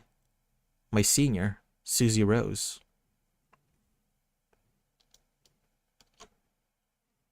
What is this doing here? Why does Yuri have this? Yuri? Just who are you really? She's coming, and she's fast too. The restroom would be the first place she'd look into, and that's a dead end. So I went under the bed instead. She's here.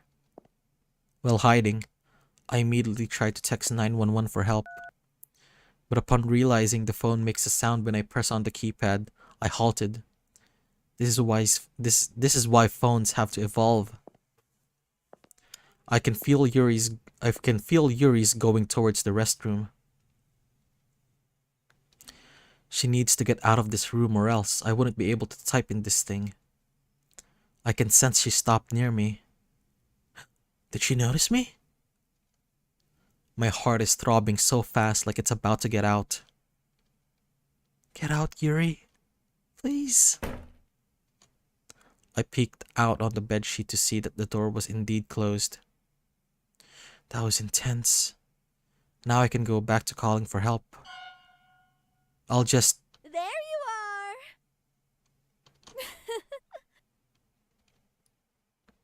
Playtime's over. Time for dinner. She left me no choice as she threatened me with a knife she was holding. I am now tied up again, but this time with a little more grip. It'll be harder to untie these. Resisting is futile, Jean. I see that you found something interesting in my room, she said, holding up the ID. Why is Susie's ID with you? I saw her wearing that day. Considering how you can lock me in here, you're not related to her disappearance, aren't you? Jean, Let me tell you something. I know you better than anyone. I have known you since middle school. I even went to the same university and took the same course, not because of my friend, but because of you. Don't you remember that day when you lent me your umbrella? What? My parents. They'd always hurt us, and I had enough, so I thought I'd teach them a lesson. But I went too far. Killing them gave us peace, but they're still my parents. It's weird, but I still felt sad. You, you, you killed your parents? Yeah, and I regret it. I found myself soaked wet that rainy day. Yuri. You were the kindness I needed, the light of my darkness. I was content seeing you from afar, collecting the remnants of your existence, while seeing your safety was my only happiness. But my friend, Susie, started talking to you after she noticed my feelings. She's a backstabber! She even started having feelings for you! The sight of you laughing, talking to with other girls, especially her, it's unbearable. What did you do to her? I only gave her what she deserved. Of course, I killed her. Yuri, you're insane. Going to the same university just to stalk me, even harming my friend? Don't you want to be with me more than her? It had nothing to do with that, Yuri. You're aware of what you're doing, right? This is for your sake as well. No, it's not. Say I let you go, and then what? You want to go back to your miserable life, where you always get bullied and continue to get called a loser? I thought I could get rid of all the people who hurt you, but they just keep coming on to you. I hate it.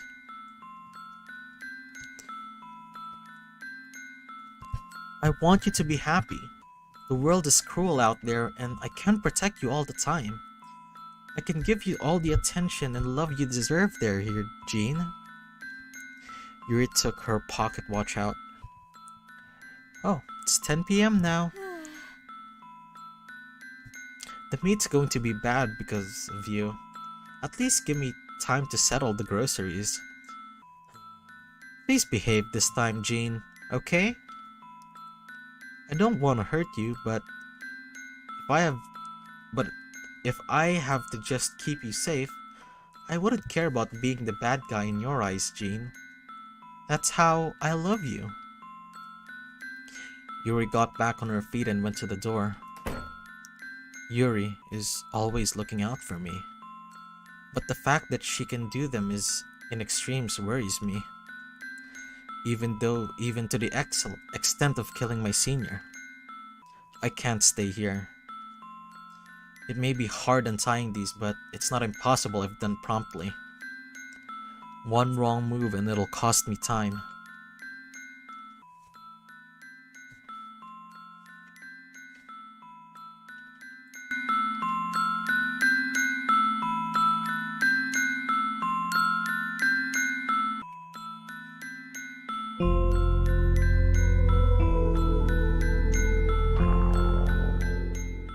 I remember locking the door earlier, but this was the same door we used to enter the garage again. Yuri's careless on this matter, but thanks to that, I was able to get out. I wonder what would have happened if I stayed here earlier. I locked the door again just to be safe. Yuri's probably in the kitchen, leaving me with these two options.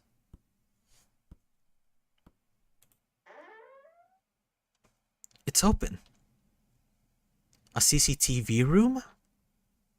Why in the world would Yuri put CCTV in her house?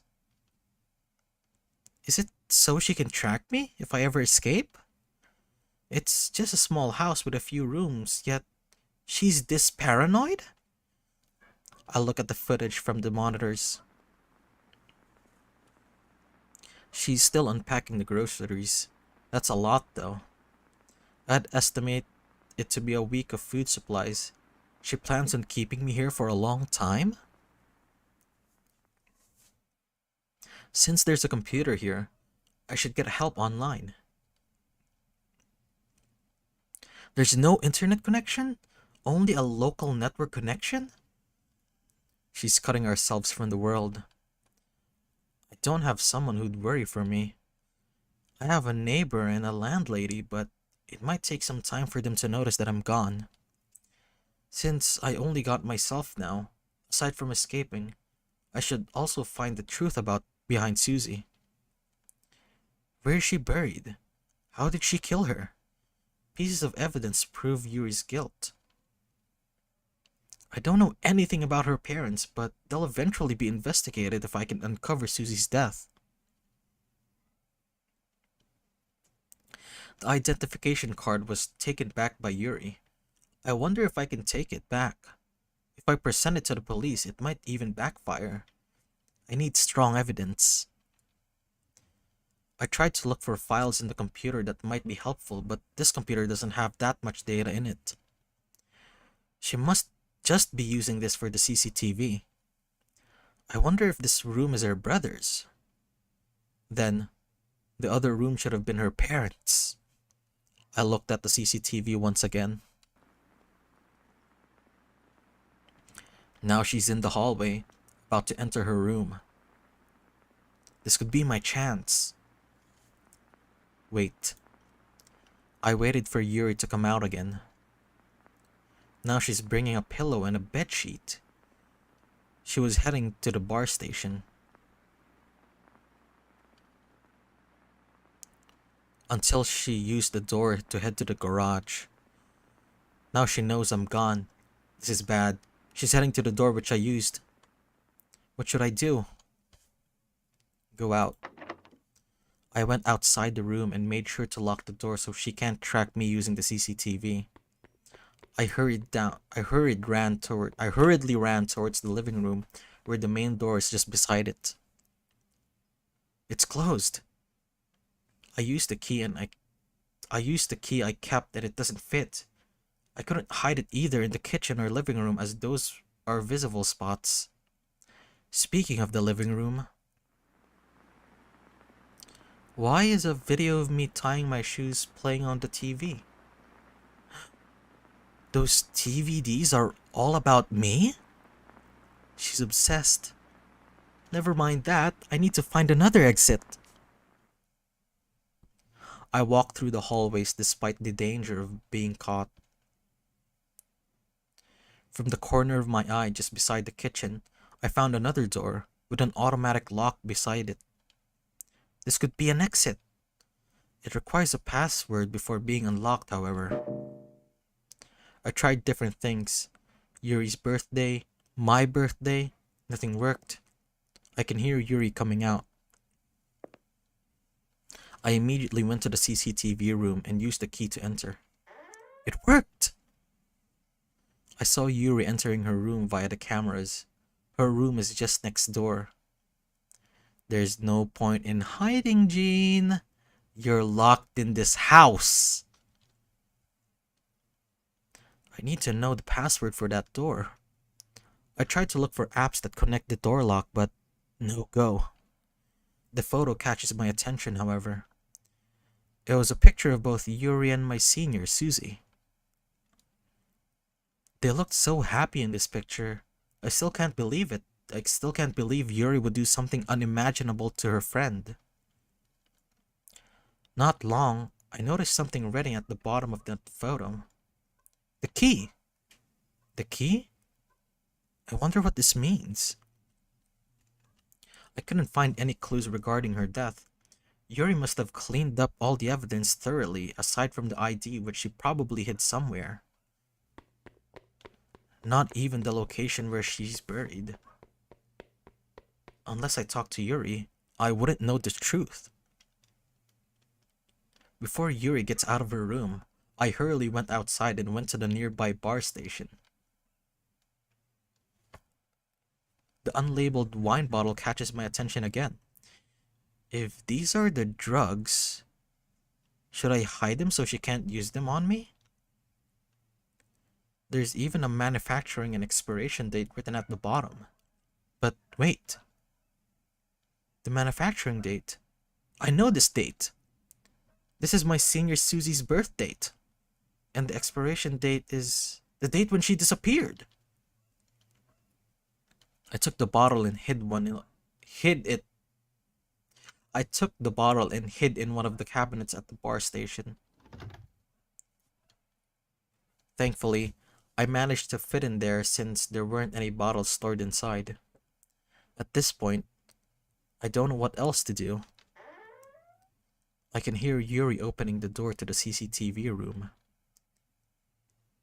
It's unlocked, Jean. My love, please come out wherever you are. I thought you finally liked me. I thought you were finally mine. I even waited a month after Susie's death before confessing to you. Not long I can hear her coming near the bar station. You might hate me by now, but know that my feelings will never change. I love you so much. With every fiber of my being, I will always love you. I love you so much. Jean. With every fiber of my being, I will always love you. Jean. So please, love me too. Yuri. I don't have anyone else aside from you. My parents didn't love me. I had to teach them a lesson somehow. But before I knew it, they were already gone. I thought my brother and I would finally have peace we always wanted. I didn't know it'd be only for a short moment until he was taken away from me too. My only best friend, Susie. If only she didn't have feelings for you, I would have... She's important to me too. I don't even want to bury her. I want to keep her and be here with me forever. That's why I had her incinerated along with the other evidence and took her ID before doing it to keep it as a memento. Then, the powder inside this wine bottle is... Please, don't abandon me. Jean. I'm a failure as a daughter, a sister, and even as a friend. So please don't abandon me, Jean. I'll do anything as long as you're with me. Forcing you breaks my heart, and I'd only do it if I no longer have a choice. So please, love me too. Jean.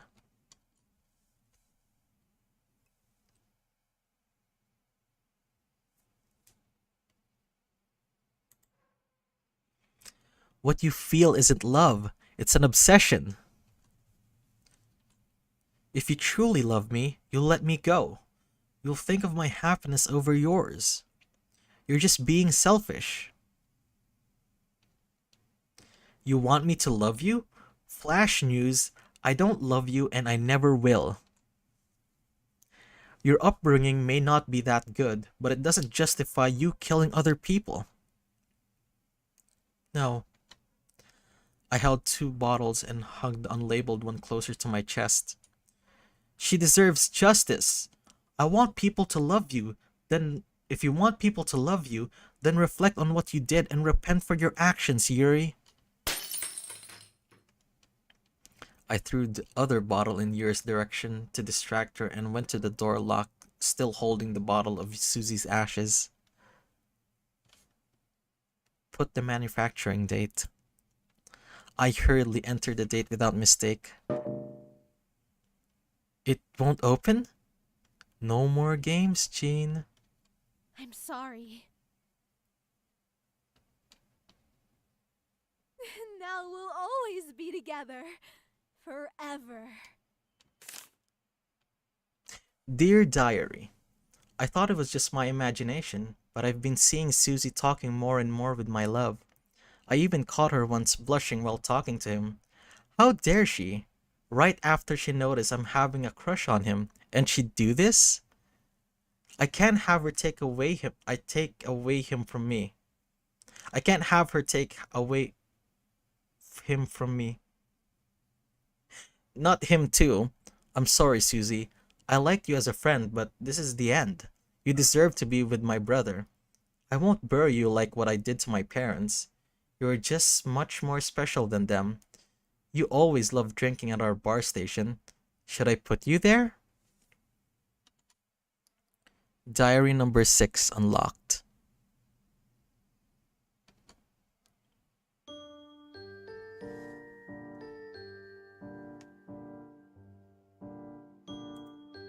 Oh, very interesting. What would have happened if I chose the right code? What would have happened if I said that I liked her? Ah, we will never know. Unless, unless, unless you download the game for free on itch.io. Please support Izumi Games. And please, to know the other endings. Aren't you curious? What is the true ending?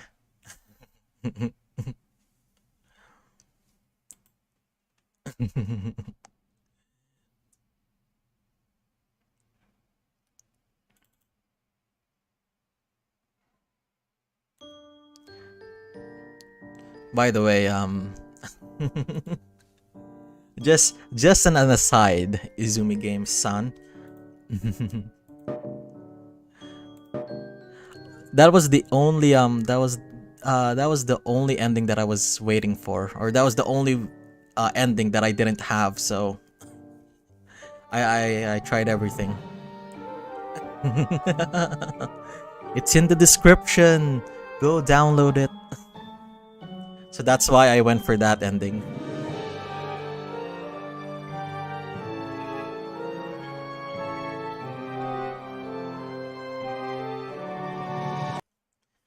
But yes, very interesting. It is a very fun game though. I don't know if you noticed, but I cheated on the QTE. uh I hope you didn't notice. The QTE is very hard. The first one especially. 100% achievement granted. Yep. Yeah, I do pre-read the games before. Yeah, so I'm not sure if you noticed that I cheated during the QTE minigame. I failed the first prompt, but nothing a little scrolling wouldn't help. Couldn't help.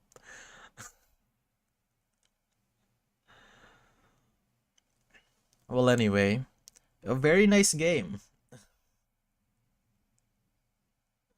Very, very, very interesting game. Of course, shout outs to the voice actress, or yep. And Izumi Game-san, is there anything that you want to plug while some viewers are still here to this humble stream?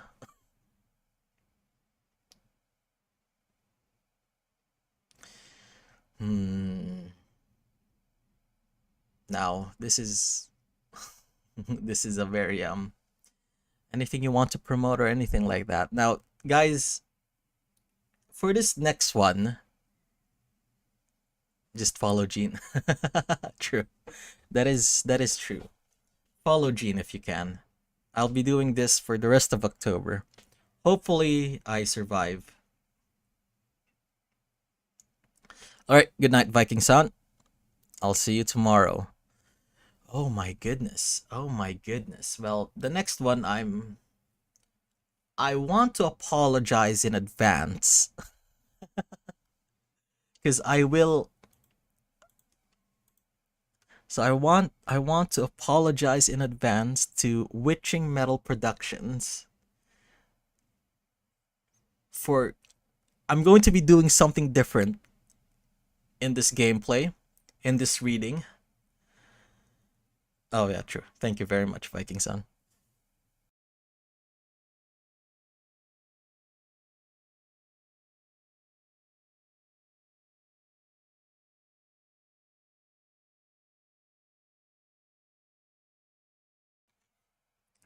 I will let's just say that I'll try to have fun with this one. So this one might be a little more comedics might not be the word, but I think it's so the next story that we'll be reading is The King of Cats by Witching Metal Productions. Okay, so just give me a few minutes to set up. Be right back.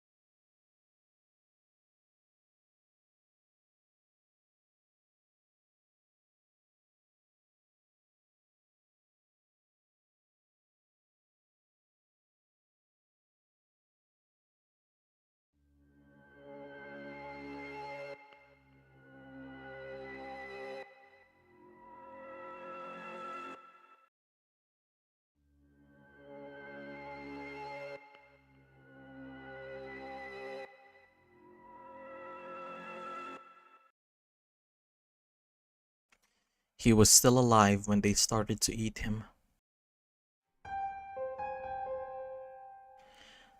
The King of Cats by Witching Metal Productions. Again, I want to apologize in advance for what I'm about to do with this game.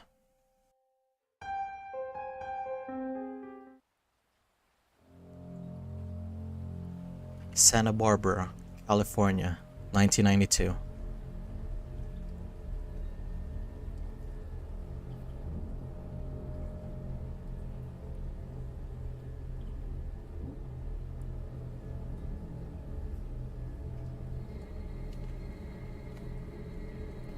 The rain patters lightly on the nylon cover hanging over the patio. The man stands next to his stool at the high table draped in gaudy, checkered cloth. He opens his second beer and stirs a bowl of clam chowder without particular interest. Val Fortunato, though this might be the worst chowder he's tasted in his life. He drops the spoon into the soup and glances around the restaurant. The place is practically empty, just a quaint little house on an ugly property that consists mostly of mud and cement. A row of California palm trees lined on the side of this lot, marking the border between the next property over. Val leans against the table and sips his beer and waits. 30 minutes and another beer and a half pass before the contact finally arrives. The man parks his car and hurries through the lot, shielding himself from the rain as he trots along. Finally! I feel like I've been waiting the whole day. Sorry about that. I just had to make a few calls. He's a slender man with slacks and a coat and tie. The seller brushes off the rain of his clothes and sits at the stool directly across from Val. Not a problem. You want some dinner? Something to drink? Sure, why not? I drove 2.5 hours to come here. I could use a bite and a beer. They call over the waiter as he takes their orders. The man orders 2 beers and asks for a rare steak and a side of baked potatoes. And you, sir? How's the chowder?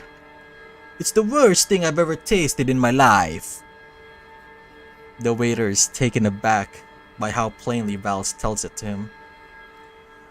I want something else. Let me get the same thing. Steak and a side of baked potatoes. Val orders the same thing, a steak and a side of baked potatoes. After the waiter leaves, the 2 men wait in silence for a moment. So, I hear you're in the market for cats. That's right.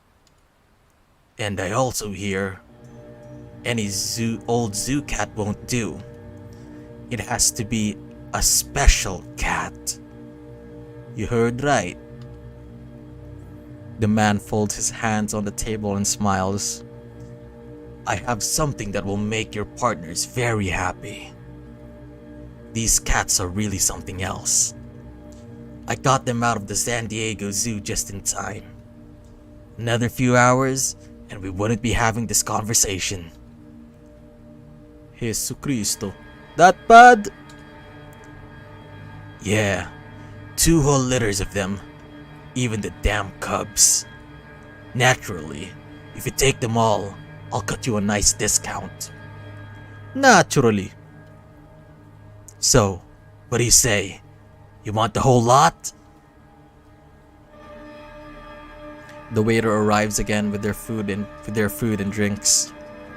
He lays out the steak and potatoes and 2 beers in front of the seller, then puts Val's steak. You gentlemen enjoy. The men stay silent until the waiter walks out of earshot. So, how's the steak?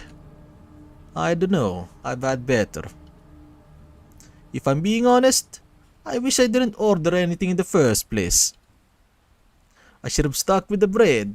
At least that's free. Val pulls a checkbook out of his pocket and lays it on the table. Let's discuss these cats. You got a pen?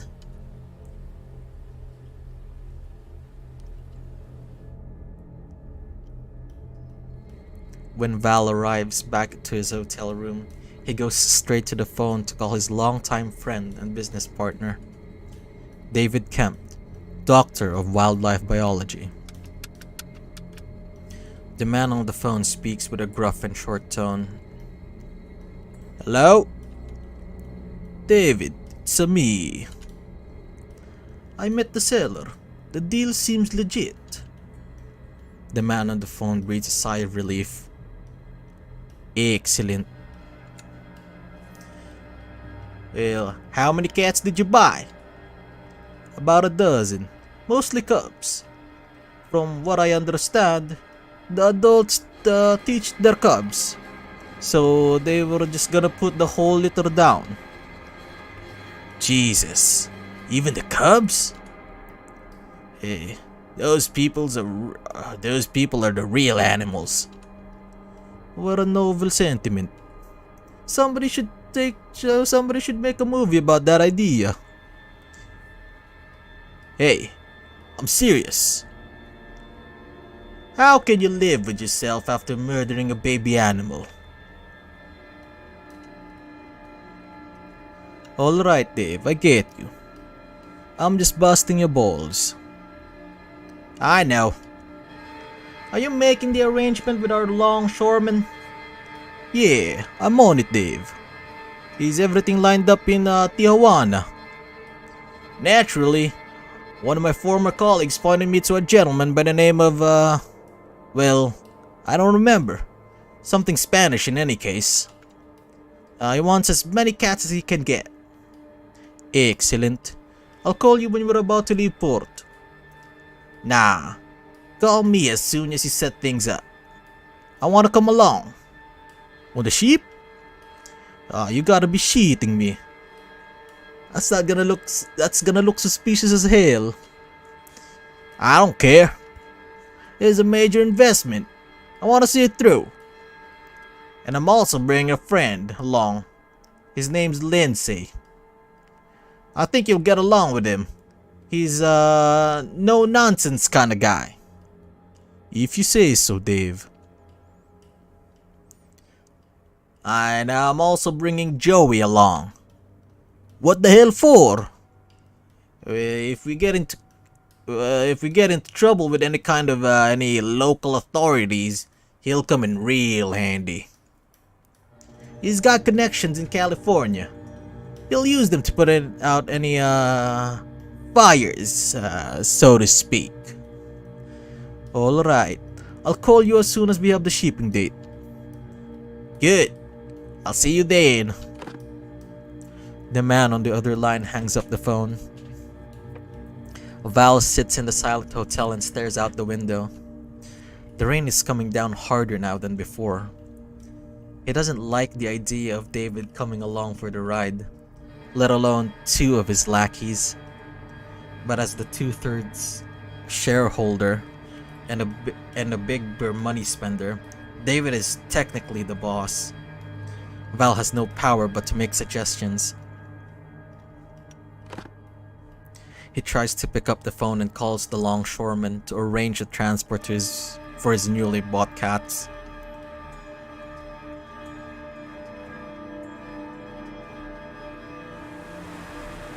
October 18th, 1992. On board the cargo ship, USS Black Grove. The cargo ship left port 4 hours ago. The sun is setting in the red evening sky. The Black Grove is sailing towards Tijuana, Mexico. Val enters the commons and scans the room. He spots two men he recognizes, plus some members of the ship's crew. Ray Lindsay is the muscle that Dr. Kemp hired, bald, with a steel gray mustache. He's a fit man with a pair of khaki shorts and sandals, contrasting the leather jacket over his rolled-up button-down shirt. Lindsay's outfit is like an international mercenary turned aging summer dad. The huge revolver holstered on his belt completes the look. Joey Haynes is Dr. Kemp's lawyer. He got dragged along to deal with any problems from California authorities. Now that they've left the States, his work is done and he's just along for the ride. His shirt is unbuttoned and his sleeves are rolled up, and his wife beater is sweat-soaked. The two men are hunched over the counter while they drink shots of scotch from the mini fridge. They turned around and acknowledged Val. Hey Val, you want some? We were playing a little guessing game. Oh yeah? Yeah. What Dr. Kemp's big secret cargo? Oh, you mean the cows? Joey cackles loudly. This fucking guy. No, not the cattle. Dr. Kemp obviously didn't bring me and Mr. Haynes along to protect cattle. It's gotta be something stored with the cattle. Or maybe inside them? It's just beef for some big Mexican zoo. Are you sure? I mean, have you seen any cows? Lindsay, this man is David Kemp's business partner. I'd wager he knows all about secret cargo. Is that right? What is it then? Cats, just a bunch of cats. The two men stare blankly. Cats. Yes. Exquisite cats. Cats specifically bred for the highest paying bidders in Mexico. And I suppose exquisite cat conventions are generally held in Tijuana? Naturally. Did you say cats? Yes, Joey. He said cats. I want to know what kind of cats we're talking about. Big cats? Dangerous cats? Val shrugs. I don't think they're dangerous. They're just for some wealthy breeders. Mexican cat breeders. Huh? In any case, we've tranquilized them for the duration of the trip. Why'd you say that if they're not dangerous? To keep them calm. We don't want to scrape up a mountain cat shit after we dock. Hold on a second. He sways drunkenly in his seat. There's one thing I'm still not clear about. What are the cats doing on a boat? I'm starting to regret this. Joey laughs. I didn't know there were going to be cats in the mix. Can we go play with them? What? You guys said they were cats. He meows. Cats like to play. They're tranquilized, Joey. He just told us that. Maybe you need to be tranquilized so you don't throw yourself overboard by mistake. Joey cackles and his face turns livid. That's a good one. Real good. Anyway, there's nothing to worry about. Dave and I have it under control. Val gestures to the drunken lawyer. Just to keep an eye on this guy. Just keep an eye on this guy. Just make sure he doesn't fall off the boat. And the last thing we need is drowning on our hands.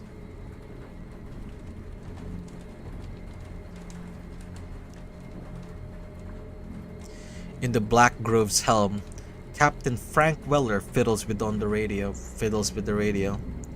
Heavy rain beats down on the windows as the ship sails southbound.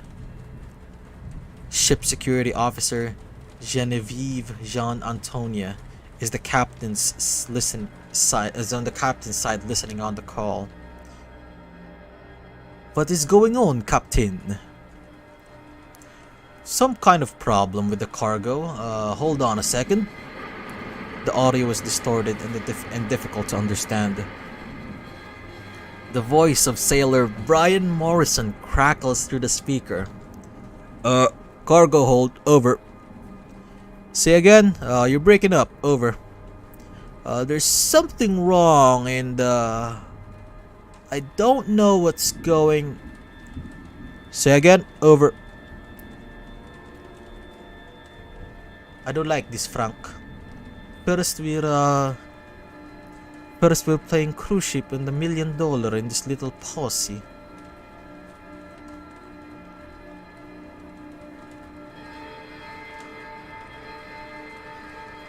First we are playing cruise ship with $1 million in his posse. And now a problem with the cargo.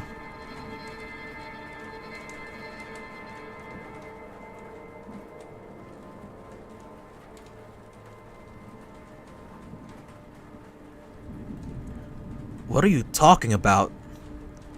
I don't know. It's just a weird coincidence.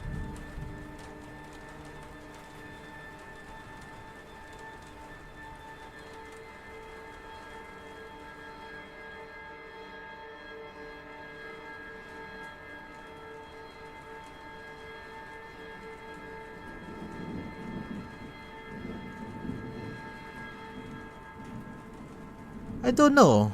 It's a weird coincidence. You saw the manifest, right? He's just shipping calves for zoo lions. He's probably here to help his staff feed and care for them. Relax, alright? It's if there's something wrong with the animals, we need to let him know. We need to let him know. I'll call his cabin once we know what's going on. It could just be a loose door or something. A loose door? Maybe some cows got loose? Who knows? The speaker continues crackling. Brian's voice comes through clearly for a moment. Send somebody down and with some chains and padlocks, over. The call cuts out. Roger that, sailor. Sending someone down, over. Sailor Taylor? Yes, sir. Grab some chains and padlocks from the storage and take them to the cargo hold. And be quick about it. Yes, sir. The seaman marches away dutifully. Captain Walker gets back on the radio. Sailor Morrison, this is Captain Walker. I'm sending Eric Taylor to help you out. Over. Nothing comes through the speaker but static. Brian, do you read me? Over. More static. Jean gives him a grave stare. I'm going down there after him. I'm going down there after him? What for? If something goes wrong, we'll hear about it any minute now. The safety of the cargo is my responsibility. I'm going down there. Excuse me, Captain. She storms out of the helm and hurries after Sailor Morrison.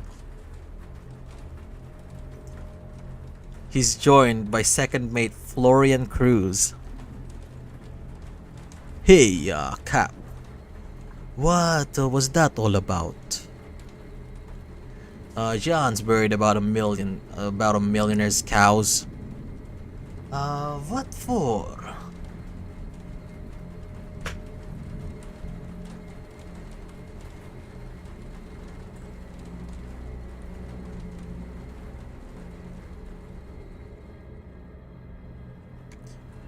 We are locked and loaded with combat shotguns. We don't need to worry about a bunch of illiterate pirates. No, it's not the pirates she's worried about.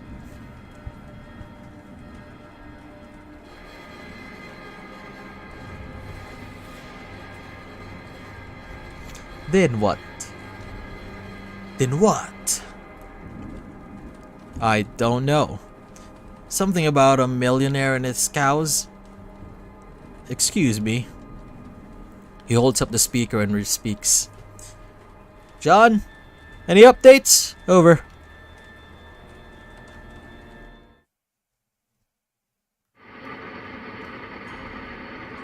In the cargo hold, a distinct sound of crackling radio echoes through the austere metal halls.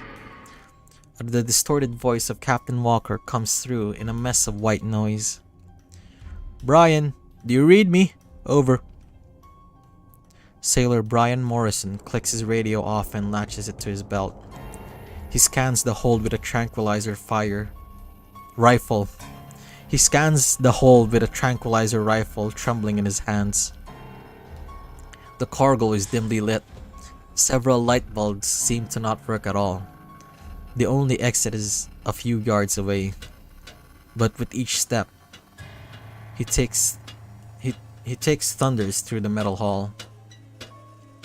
He steps slowly and dutifully towards the door. Just as he reaches the door, someone on the other side spins the valve and swings open the door. There's a man on the other side of the door. Brian levels the tranquilizer rifle at the stranger. Hey, chill out, it's me. Jesus, Eric, you scared me. He lowers the rifle. Come on, let's get out of here and lock up the door. Huh? What's going on? There's a bunch of goddamn cats loose. Cats? What the hell are you talking about? Yeah, big orange tigers. Holy shit, you tell the captain? Of course I did. Now grab those chains and come on.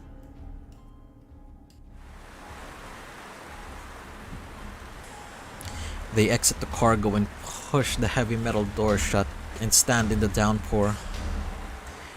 Eric Taylor holds up the chains like they're piles of slimy worms slicked in rain. Come on, man. Don't you know how to seal a door? Give me the goddamn thing. Eric haphazardly dumps the chain into Brian's hands. Brian lifts the heavy chains and drops them on the metal door. The valve creaks open and the door slides ajar under the weight of the chains. Shit! Close that fucking thing before... The door flings open and smacks Brian Morrison, sending him stumbling backwards. He levels the tranquilizer rifle in the general direction of the door and fires. The dart clangs against the bulkhead. There's nothing visible in the shadows beyond the open door. The door creaks in vain in the rain. But something growls. Oh shit. Brian racks the bolt of the tranquilizer rifle and fishes around his pockets for another dart. Shoot the goddamn thing, man! Shut up and let me... The tiger lunges out from the shadows without a sound. It moves with impossible speed. It grabs Eric and tackles him to the deck in the falling rain. The big cat locks its snarling jaws around its throat and clamps down. His neck breaks so quickly that it doesn't have time to scream. The animal drops his limp body on the wet deck and turns its head back at Brian with dilated eyes. He doubles back to cargo door, boots squeaking against the slick metal as the tiger paws patter behind him.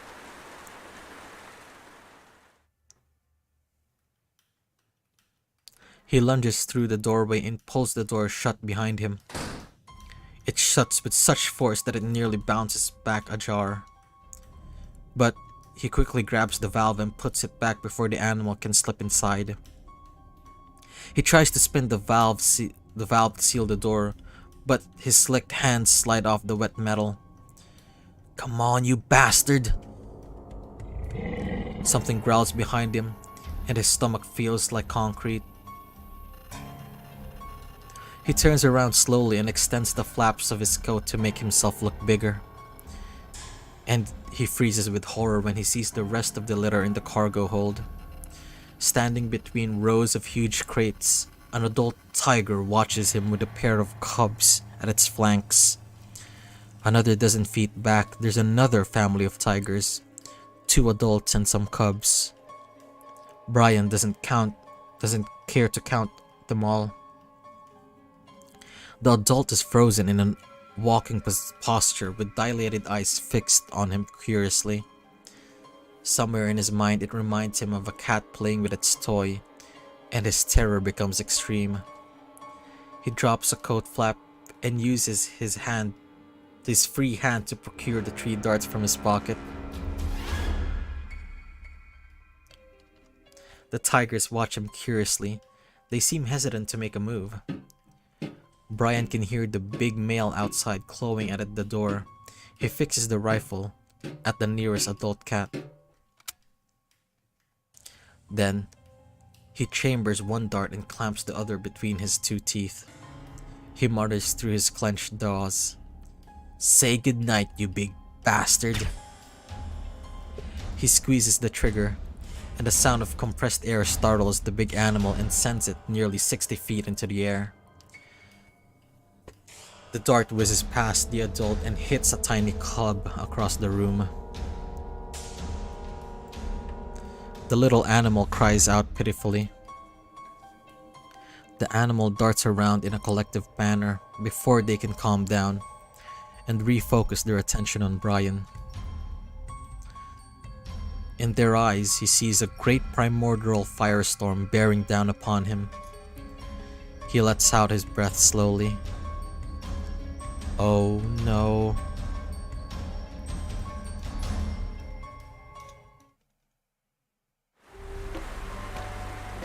Jean stomps down the stairwell to lower the deck with a cargo hold. John, any updates? Over. I'm almost there. Hang on. Over. When she rounds the next corner, she beholds a sight of baffling horror. She sees Brian Morrison stagger through the door and slam it shut behind him. All the while, a large tiger jogs playfully through the rain towards the newly sealed door. The cat regards the closed door with puzzlement, then turns around to toy with its new plaything. Eric Taylor lies in a crumpled pile soaking in the rain. Blood drips down his arms and washes down the metal door. A tranquilizer dart protrudes from the animal's shoulder, but it doesn't seem to mind very much. Jean takes careful and quiet steps back to cover up the stairs. When she reaches the upper deck, she breaks into a sprint and rips the radio from her belt. Mayday, Captain, Mayday, come in, over. What's going on, Jean? There is a goddamn tiger loose on the ship, over. She reaches the top of the stairs and runs down the deck towards the helm. A what? Get the shotguns, Frank, out.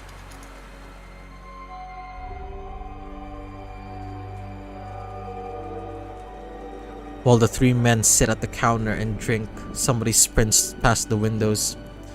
Val and Lindsay startled. Joey does not notice. What was that? It looked like a member of a crew. Couldn't tell. What the hell are you guys talking about? Nothing, Joey. Go back to sleep. I wasn't sleeping. Then have another drink, and let the adults handle the situation. Lindsay stands up from the stool and marches towards the door. Where are you going? Dr. Kemp's cabin. I'm going to have a word with him. Oh, wait a minute. About what? About the cargo. God damn it. What's wrong? Nothing, Joey. Don't worry about it. Val hurries out of the commons and follows Lindsay. Joey chuckles to himself while he fills up another glass. Guess the old boy can't handle his liquor.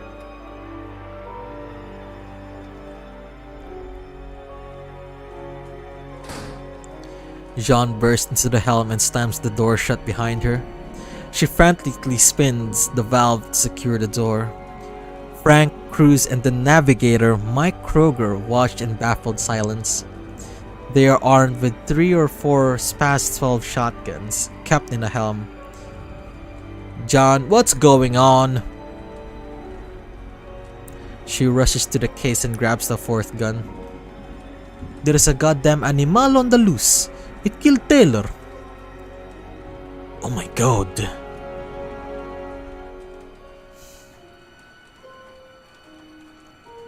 Killed? What about Morrison? He locked himself inside the cargo hold. I think he's fine. Have we heard from him on the radio? No. I've been calling. Oh god.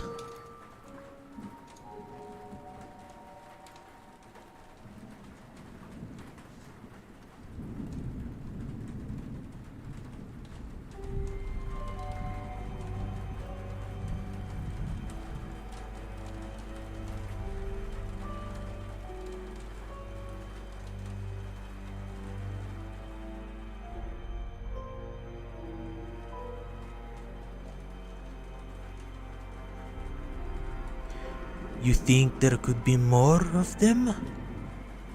Horrified silence hangs over the room. Jean finishes loading the shotguns and moves towards the door. I need one of you to come with me. Well, I need to stay here. I've just turned the ship around and radioed Santa Barbara. I need to answer them if they call. Mike, why don't you go?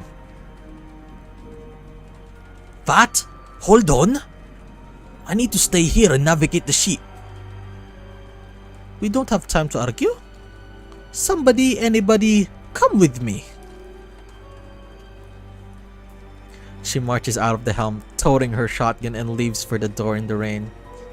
Frank and Mike stare awkwardly at each other before Cruz speaks. I'll go. I probably have the second most range time after Gian. Between the two of us, I'm sure we'll be fine. Who accompanies Jean to the cargo hold? First Mate Florian Cruz. Alright, be careful. And Mike? I'm sorry. I shouldn't have volunteered you. Kroger shrugs. Day, it happens. I'll stay on the radio and let you know if anything comes up. I'll latch the door behind you. Cruz nods and hurries to the door. When Lindsay arrives in the cabins, he firmly latches the door behind him. He takes a dozen steps before somebody opens it again. It's Val Fortunato. He closes and latches the door behind him. Hey Lindsay, hold on. I wanted a quick word with you. Well, what is it? He hesitates. I wouldn't want to bother Dave if I were you. He's a bit irritable about the whole situation. You think I'm worried about him firing me? Lindsay scoffs. If you want me to get upset at your friend, why don't you tell me something what's in the cargo? Val rubs his brows and sighs heavily. Alright, look. I'm sorry for being evasive earlier, but Dave made me swear silence. When I said we're shipping caps, I was only kinda lying. They're actually, what you say, tigers. Man-eating tigers. Excuse me? Yeah, I know. I was telling a beaut about them being tranquilized. But I guess I didn't give them enough. I'm assuming there were never an actual veterinarian involved. Dave thought he could figure out the doses on the account of his biology degree. Lindsay rolls his eyes and laughs humorlessly. I don't believe this shit. He storms down the hall to Kemp's cabin even quicker than before. He lets loose a storm of knocks on the cabin door. Dr. Kemp, I need to speak with you immediately. He stops knocking and waits. Silence. Lindsay glares at Val, who gives him a blank shrug. I don't know. I guess he left. Maybe the captain called him to the helm. Or maybe he went to the commons around the opposite side of the ship. Where do Val and Lindsay go? To the helm. Let's go to the helm. Let's go to the helm. I'd like to speak with the captain anyways. Okay, let's go.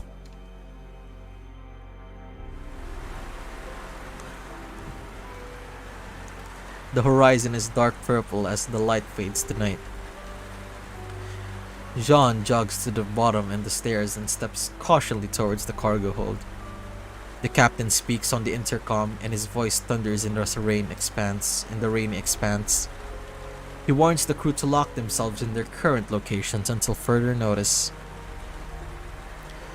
Jean rounds the corner and spots the cargo hold door swinging and opens its hinges. Somebody dropped the chains in the doorway, preventing it from fully closing. There's no blood or any sign of a struggle. Jean steps slowly through the rain and approaches the swinging door. Light footfalls thud on the metal steps behind her. It's first mate Cruz. Hey. Come on. I think they're inside. She points at the door. Follow me and watch my back. Cruz nods. John steps closer to the door with the barrel of the shotgun pointed into the dark scope aperture. She reaches the door and pushes it open cautiously. Then she bolts the door open to keep it from swinging shut. Jean enters the dim cargo hold while Florian Cruz stands outside and watches her back. She scans the room quickly. It's completely empty. No sign of Morrison or Taylor. No sign of any tigers. Jesus Christ, what's going on?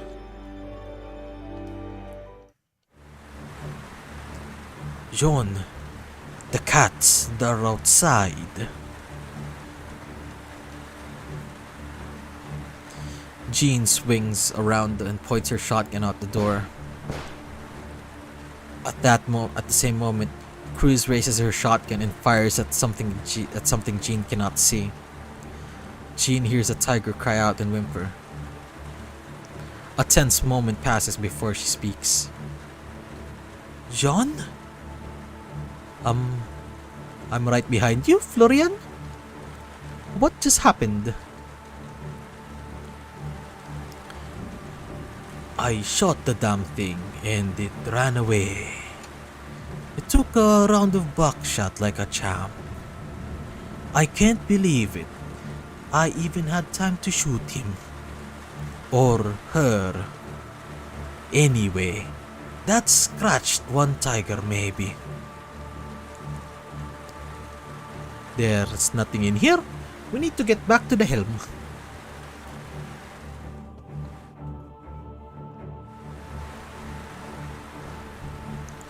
Distant gunshots dissipate into the storm as Lindsay and Val walk to the helm. Sounds like the crew's privy to your little plan. Our plan? We're in this together, remember? Actually, we're not. See, I don't know how much Joey knew, but I was kept completely in the dark. If anything, I'd say you and Dr. Kemp are both guilty of fraud. And that's neither here nor there. Come on. Dr. Kemp is already in the helm. He's embattled in the shouting match with Captain Walker. You son of a bitch! Do you realize what you have done? You are responsible for multiple deaths. Hey. Would you please just calm down and be reasonable? I know I screwed up, but yelling at me won't fix anything. Here are my associates, Val Fortunato and Ray Lindsay. Maybe they can help clear up this whole misunderstanding. Dr. Kemp, I came here to have a word with you, but it seems my point's already been made. You've acted with complete reckless disregard. Me?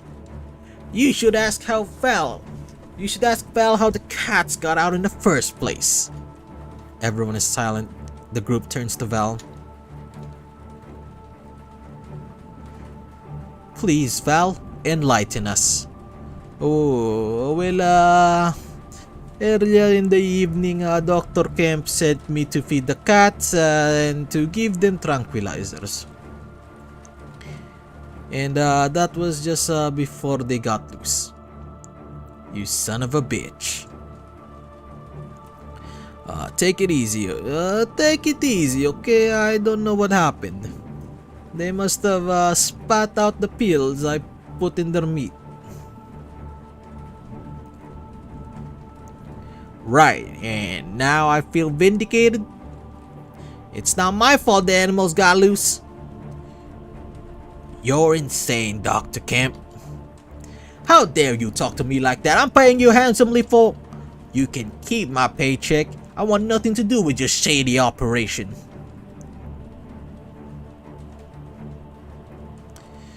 We need to stop arguing and figure out what to do.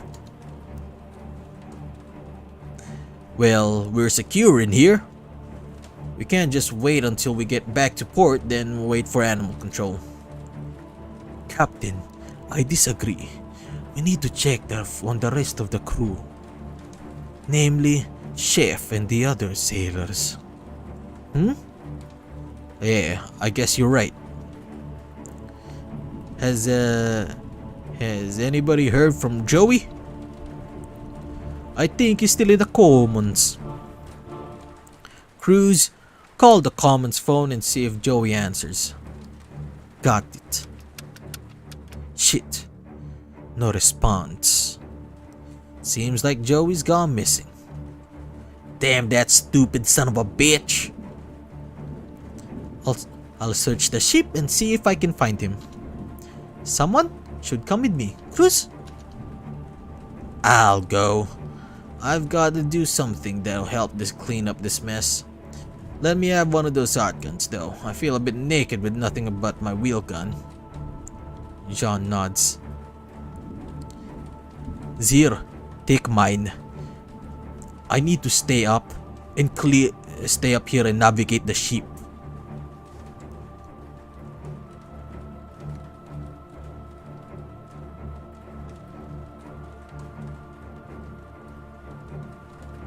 Here, take mine. I need to stay up here and navigate the ship. I can come too. 3 guns is better than 2. I'll stay here and get on the radio. Let the authorities know we have a couple delinquents on board. Alright, let's go find Joey, Chef and the rest of the sailors.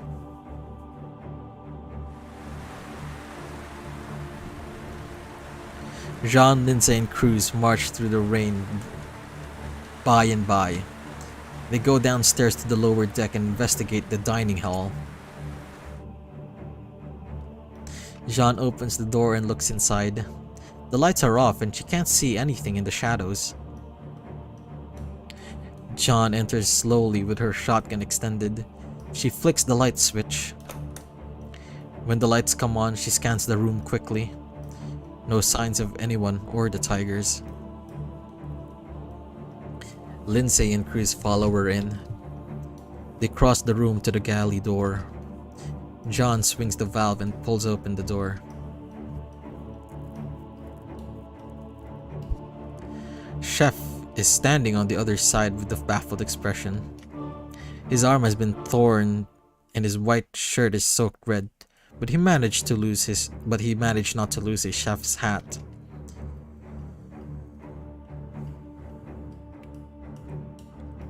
Jesus Christ, it's you guys. For a second, I was worried the cats learned how to open doors. He chuckled humorlessly. Chef, are you okay? You look pretty bad. I'm fine. Stop the bleeding. Can't really grab anything with the arm though. You should come with us. We've got medical supplies in the helm. Alright, sounds good. Cruz leads the way back out into the rain, and an orange blur swipes out of her view in a blink of an eye. Holy shit! Chef springs back into the galley and slams the door shut behind him. Jean and Lindsay rush out of the deck to try to help Cruz. When they step into the rain, they see a tiger swishing its tail as it disappears to the corner of the car toward the cargo hold. Cruz's limp feet dangle along behind. Son of a bitch! Jean says nothing. There was no signs of Cruz, like she never even stood there.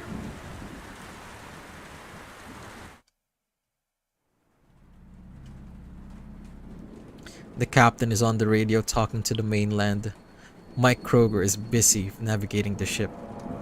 Dr. Kemp leans toward Val and whispers, "We've got to get out of here before we get to the shore." "I was thinking the same thing."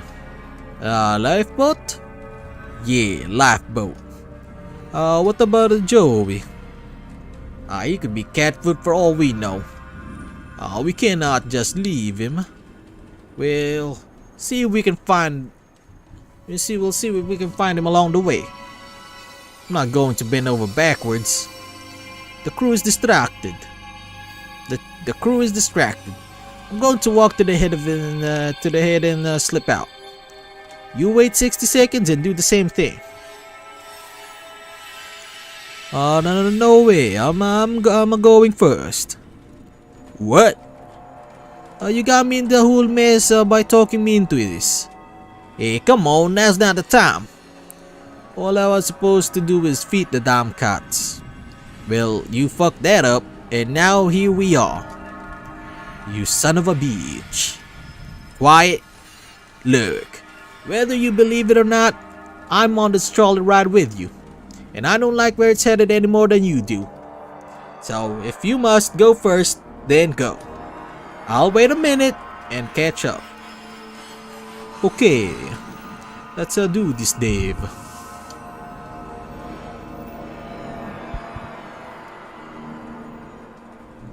Standing over the radio console, the captain nods and keeps talking.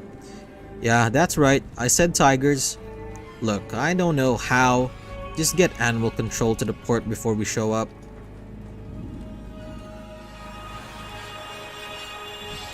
Val and Kemp rendezvous in the rain on the upper deck. There you are. Well, there you are. Come on. Let's get down to the lifeboats and before one of those assholes spots us and locks us in the brig. Yeah, or before one of your cats eats us. Very funny. Let's go. The two men sneak down the stairs and head towards the rear of the ship. Neither man is familiar with the cargo ships, but they assume the lifeboat must be on the lower deck. When they find the lifeboat, Joey is already there. He's tugging uselessly at the tarp strapped over the lifeboat, and he doesn't seem to notice their approach. Hey, a deep shit. Joey jumps and spins like a startled cat. Jesus, I thought you were one of the sailors. Where are you going? What are you doing, Joey? Are you going to take the lifeboat and leave us all? No. Val and Kemp look at each other and laugh. Well, don't worry about it. I'm sure there's room for 3. Maybe, if you can figure out this crazy thing out. I've been working on it for 20 minutes. You've been standing out here completely exposed for 20 minutes?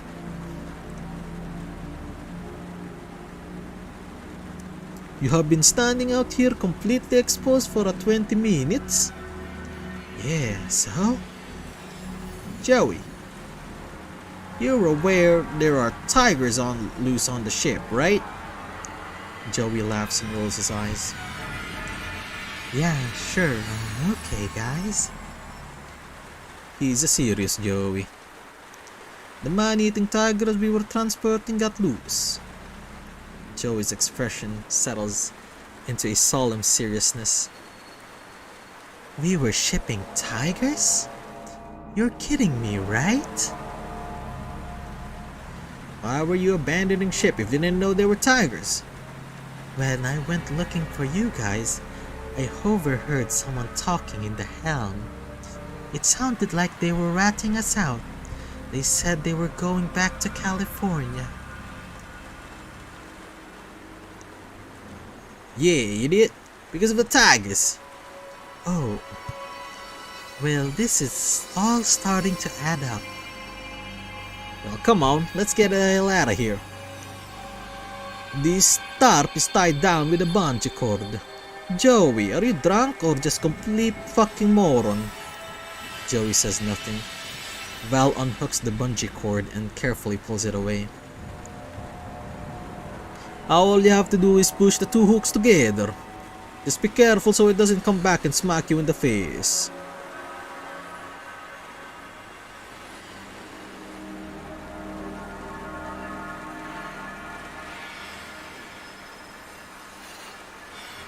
Val? What? He turns up and sees what renders the three men speechless. A large tiger stands on the deck watching them, its fur soaking in the rain. The eyes are dilated and laser focused on the three men. Oh shit. Shut up. What do we do? I said shut up. The tiger lowers his head and prepares to pounce. Oh, fuck this. Joey spins round and breaks into a sprint down the wet deck. A Joey! Kemp lifts the tarp and jumps into the lifeboat, then yanks it back down over him. The tiger seems startled abruptly by the abrupt chaos, but now it's ready to pounce again.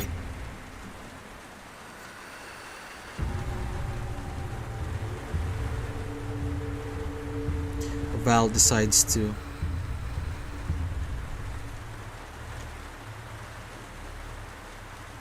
hang on the railing over the ocean. Val leaps over the edge of the ship and holds onto the railing with all his strength. He hangs on the side of the boat with his knees knocking into the metal hull. The ocean wind tears at his cheeks. It's surprisingly painful. Joey screams in the distance for a brief second. A moment passes as the ocean roars beneath him. The tiger's paws stamp through pools of water collecting on the deck. Val feels the cat's whisker brush his fingers and fright loosens his grip. Then he feels its breath. The cat is smelling his hand. It reaches its paw gently, sticks its claws into Val's fingers. Ah shit! Val kicks his feet in wild panic and the cat responds by grabbing his hand with both paws. It seems to be playing with him. He shrieks and loses his grip. Val drops into the ocean like a falling rock. He flails his arms and tries to paddle, but the undertow sucks him down. As he drags underwater, his screams are muted in a bubbling abyss. But by some miracle, the current yanks him past the ship's propellers. He emerges disoriented in a swamp of sea foam, left behind by the passing ship. Then, when he regains his bearings, he begins to appreciate the gravity of this situation. The boat is driving away without him. He reaches his arms out of the water and screams, "Hey, wait! Help!" His head dunks underwater and he desperately treads back to the surface. When he resurfaces, he screams again, "Man overboard!" Nobody seems to have noted his cries for help. Somewhere in the back of his head, he recalls swimming classes he took as a youth. He paddles frantically after the cargo ship. 15 minutes pass and he stops swimming. His arms and legs burn with exhaustion. He stops to tread water and looks at the ship. It looks like a toy on the horizon, tiny and plastic. He looks around. There's no coastline or any other ship anywhere in sight. He weeps in crushing desperation and keeps swimming. Back on the deck, the tiger drags Joey Haynes' fresh corpse and drops it next to the lifeboat. A small swarm of cubs comes out from under the stairwell and begins feasting on the dead flesh. The tiger turns its attentions to the strange creature hiding under the tarp. It reaches in and paws gently under the hidden lump.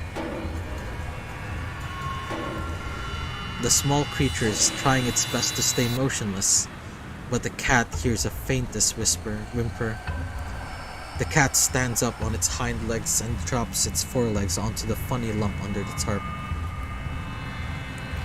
Kemp shrieks as the weight of the tiger crashes down on him. The animal grabs the tarp with its teeth and violently reveals the terrified prey. The man just sits curled up inside the lifeboat while the animal watches him curiously. It paws him as if to check if he's actually alive. Kemp can hear the baby animals feasting on the corpse of his companion. While he does his best to try to stay still, the tiger leans its head inside and bites the collar of his shirt. It drags him gently out of the lifeboat and drops him on the deck. The rain falls in heavy sheets against the metal floor. Kemp just sits there, shielding his head and neck from the blow that cannot be deflected. The cubs turn their attention from the fresh kill and looks at the cowering animal. The adult tiger steps back and sits down to observe while the cubs excitedly prepare for their first kill.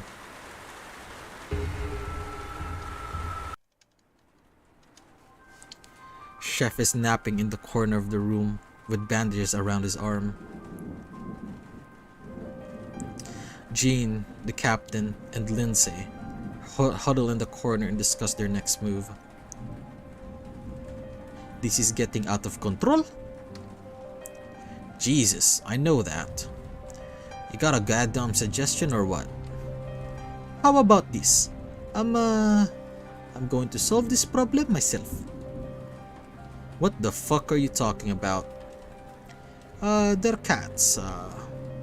They're cats? Cats like to nest. I'll find their nest and lock it up. Otherwise, I'll shoot every last one of them. Fucking A. No, I don't think so. That sounds like a suicide mission. Everybody's accounted for. All we need to do is sit here and keep the door shut and wait. Mike will take us into port and animal control will do the rest. With all due respect, Captain, I prefer Jean's plan. And I'm going if you like it or not. The ship's safety is my responsibility. I should have stopped this from happening in the first place. The captain opens his mouth to protest, then hesitates. Alright, go ahead. I'll stay on the radio and let you know if there's any news. Good luck, John. Sure. And if you don't mind, I'll be on my way to put these fucking cats. And I'll come with. I wouldn't miss an opportunity to shoot a fucking tiger.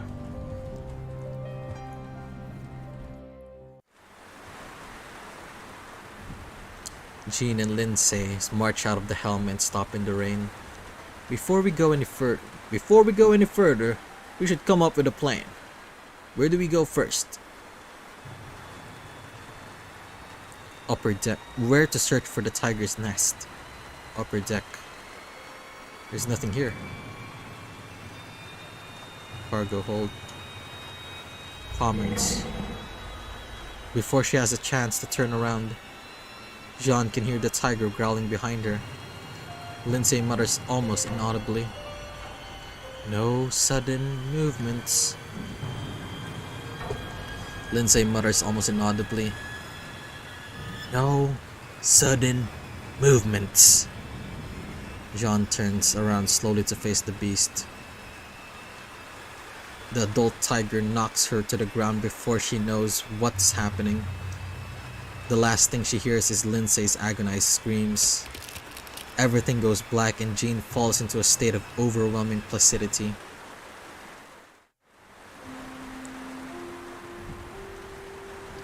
The captain calls out through the radio. John, are you there? Come in, over. No reply. Come in, John. What's your status? God damn it. When the ship lands in California, the event that follows is known as the Santa Barbara Massacre.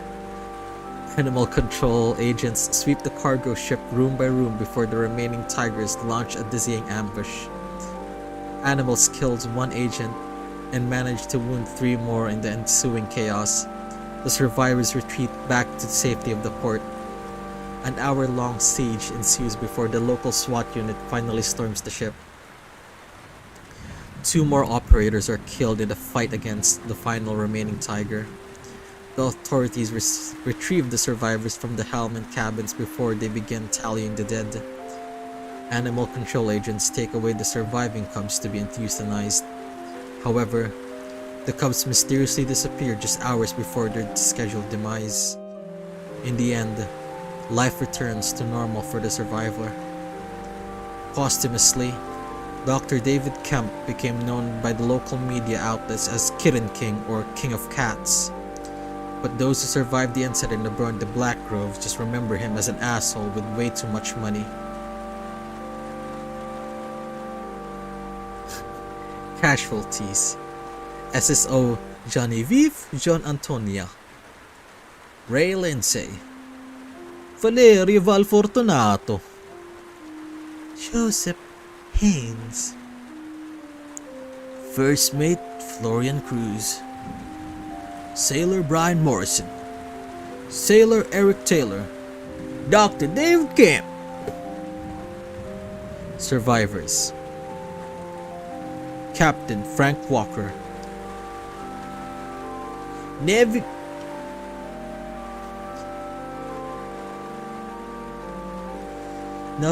Mike Kruger, Chris Chef Hammond, and 4 undisclosed sailors. Too bad, buddy. Bad ending.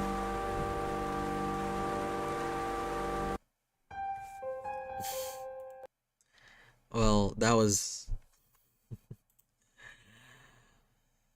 that was, King of Cats. And,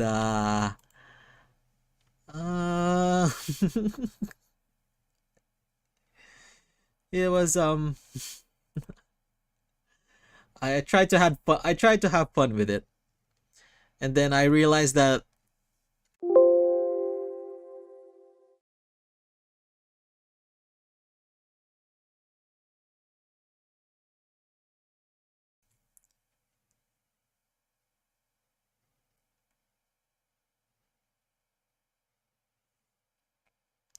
I tried to make it fun, but realized that doing the accents in rapid succession was kind of a bad plan. Well, actually, give me a few moments. Let's go watch let's do like a palate cleanser or something.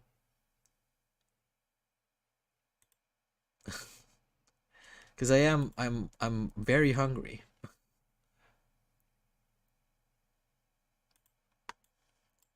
Cause I am very hungry. Let's see.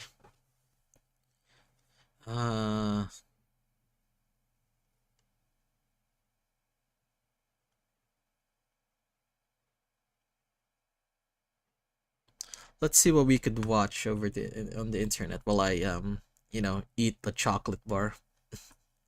It's all part of the fun. That is true. Cause anyway, Marionette-san, do you have any videos that you want to share? We could watch it. We could watch it while I eat a chocolate bar. Cause I am starting to get hungry, and I do need the sugar to keep my brain working. And, you know what? Let's just watch unusual memes. You can never go wrong with unusual memes.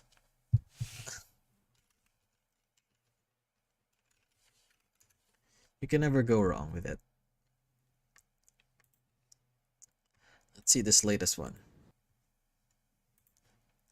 All right. Also, still sponsored by Activate Windows.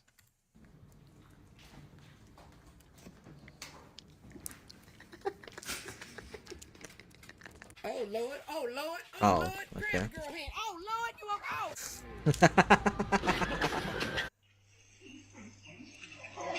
Oh, what the fuck?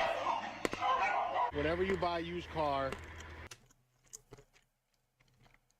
Wait a minute. What the fuck? That's a magic trick.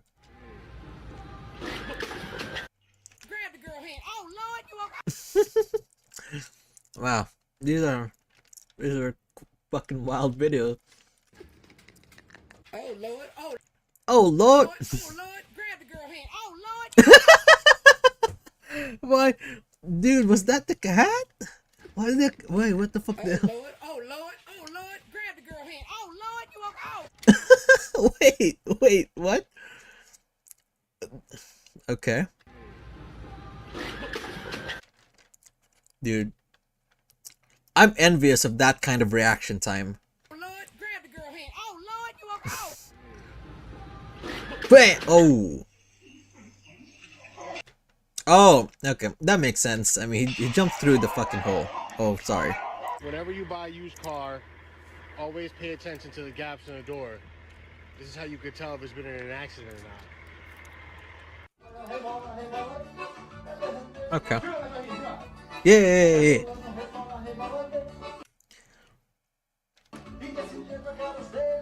I swear. Yeah, wait. Let me do the lyrics to this song. Yeah. This dog will eat your face later when you hurt yourself. It's gonna eat everything that you love. It's a yandere dog and it's gonna eat your face. It is like about to fall.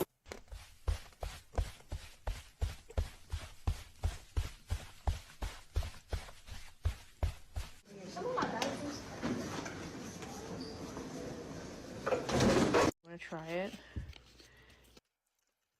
I swear to God, these fucking teenagers, these Zoomers, are so weird.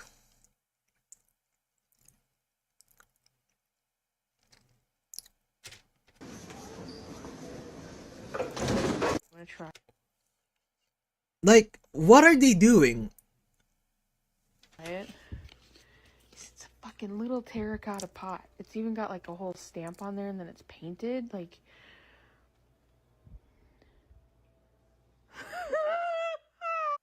That's fine. Oh my God, please.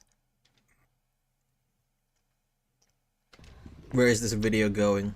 Smells really good. Sometimes you kind of... You know what? It's fine. It's fine. Honestly...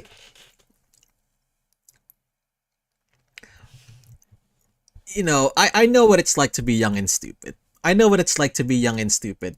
It's just that there were no cameras to get it. But yeah, it's fine. After 2 seconds, 1 second.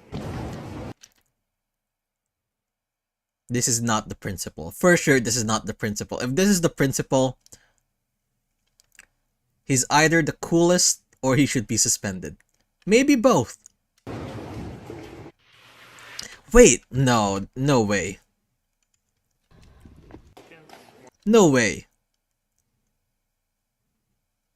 Cause the way that this person is dressed, it suggests that it's a lady, right? She's wearing a skirt. I do not see a female principal doing this. This is a fake video. Debunked. 1 second.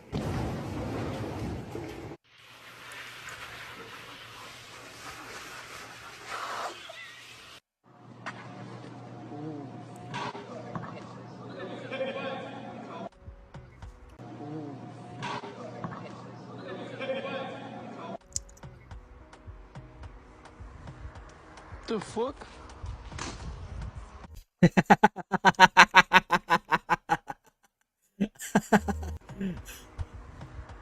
The fuck?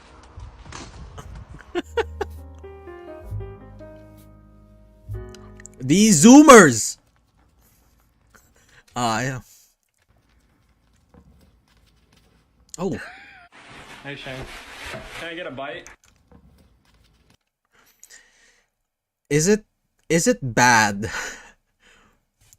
Now, the first thing I saw in this video is that fucking pig has some fucking S tier meat. This pig has fucking S tier. Is this even a pig? It's a pig, right? Hey Oh, Shane, I guess. can I get a bite? These... Look at this! Look at this! not ever when I was younger did I ever think to do this. But now, because of like fucking social media and TikTok, all of these things are... What is happening? Not once would I have ever thought to do this. Can I get a bite?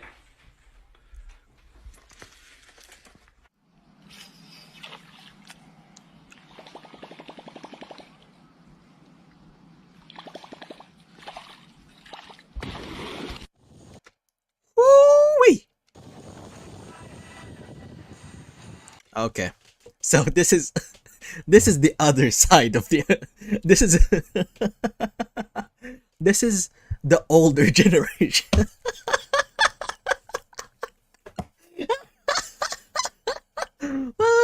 Oh, I'm complaining about Zoomers. Look at this old fuck. What he's doing. What he's doing is actually 100% worse.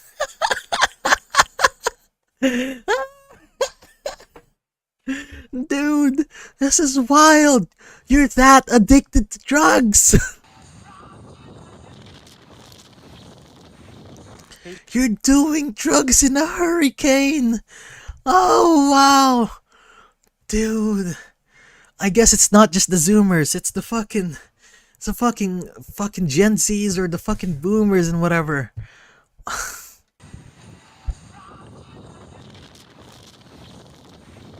Hey Shannon. What? Why does that kind of look like balls? Bro, I'm dead.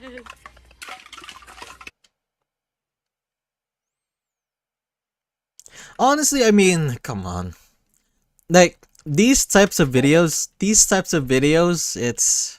it kind of you know, it kind of wore off on me. You know, kind of this like kind of like this unexpected twists. Oh yeah, she says I'm dead and then the skeleton falls out. I mean, it's kind of not as funny as it was before, I guess.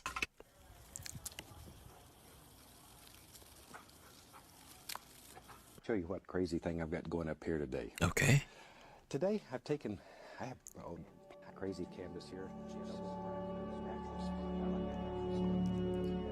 Bob Ross. Okay. Oh! I love this video. I've watched this video. It's so fucking funny.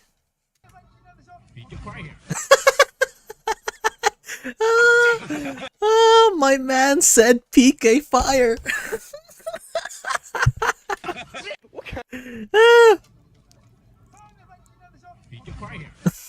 My man, he said PK fire.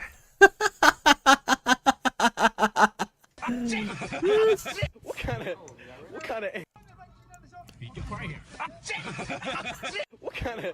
what kind of angle is this? Oh my god, why? Oh, why? Oh. What kind of angle is this? Oh my.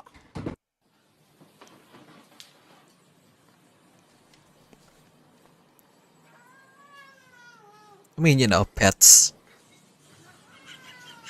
Again, very classical, but not quite what we're after, really. That's the fucking theme to Angry Birds. Bro got a pulled pork sandwich and taffy at 11:30. Barbecue. You got fucking milk. Pork sandwich. Classical, but not quite what we're after, really. That's the fucking... Capitalism at its... No, I mean like... It's fucking Angry Birds fucking is the theme to Angry Birds. Fucking theme to Angry Birds. Bro got a pulled pork. To be fair, I guess it is like... It is a toy for kids.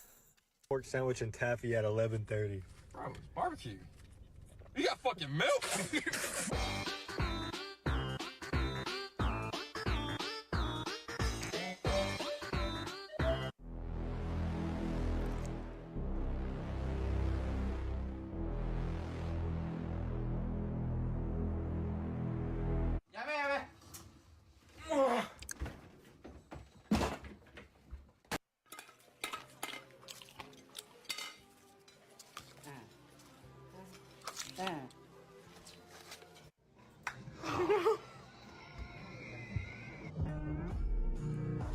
You see these guys, you see these people.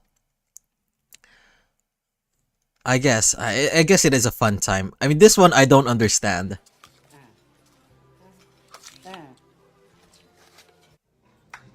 This one's a good time. This one's a good time.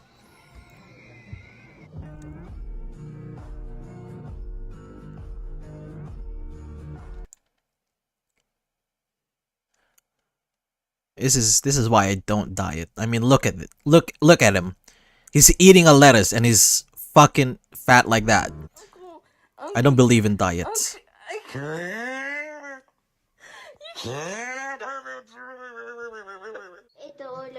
What the fuck just happened?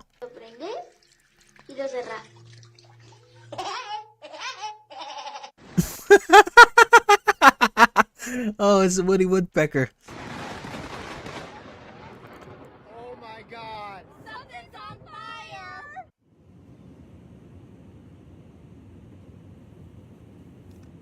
Oh, Mr. Goldfinger, yeah, come in. We've got space for you to have a haircut. Come on, sit down here. Fucking joking, dickhead. I'm not really a barber. I'm fucking James Bond. Short back and blow your fucking head off. Twat!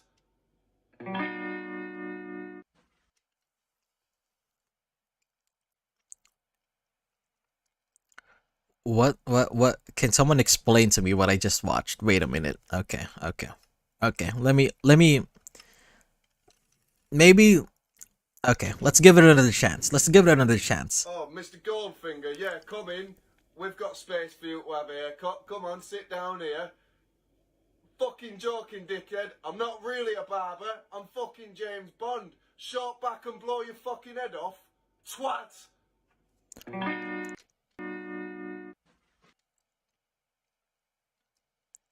Is there a reference that I'm missing? I feel like I'm missing something. Whatever.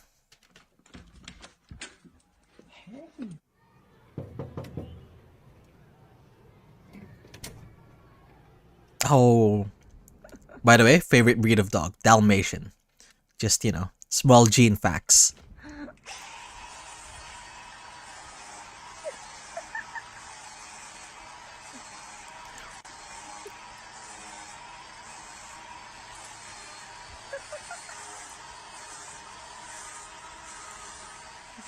Not a bad life hack. I'll be honest with you. Guys. This life hack, I wouldn't.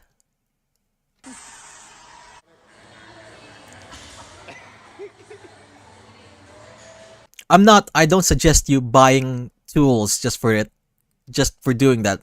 But if you do have it, I feel like that's like a good way to do it. As long as the tool is safe or clean, I mean.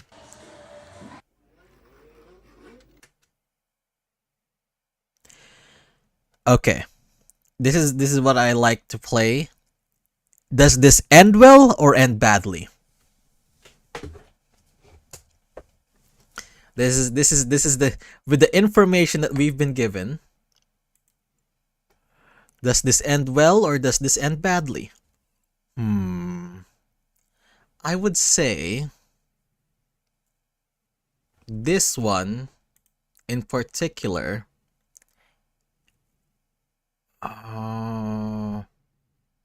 This one ends well. I would say this one ends well.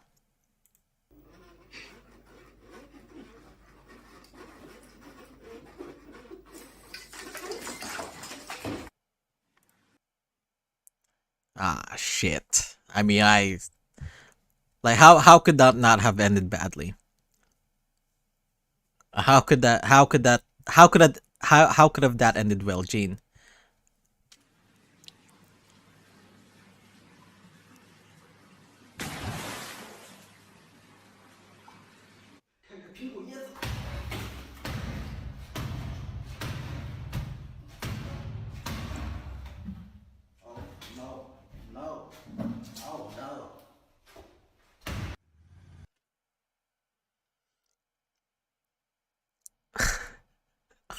I'll be honest with you. This is my type of humor.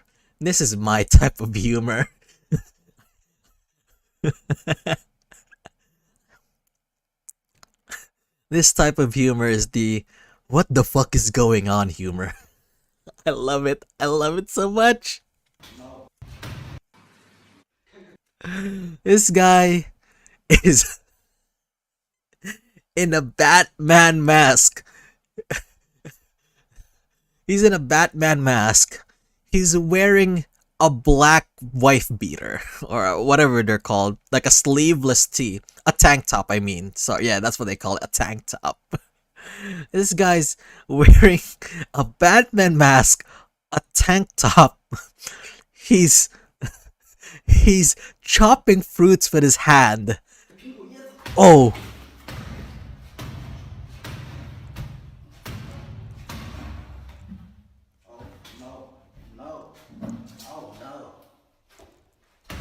What the fuck just happened? What the fuck just happened? Ends badly.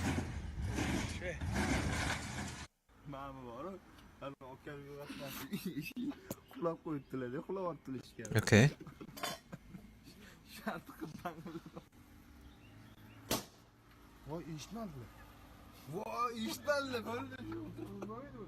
Okay, here we go. Kinda like name an NFL equivalent for each NBA player. Wait, what? NFL equivalent for each NBA. Okay, here we go. Kinda like name an NFL equivalent for each NBA. Okay.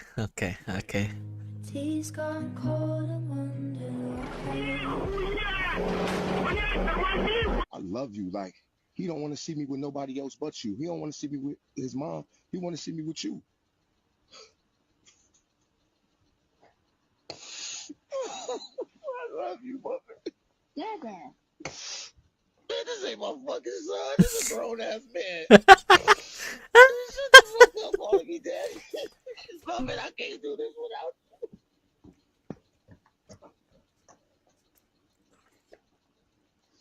you. Yo, Muffin. What's up? Take me out to dinner.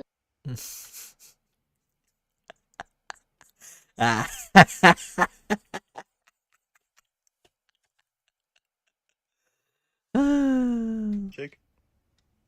Shake. Pig. Shake.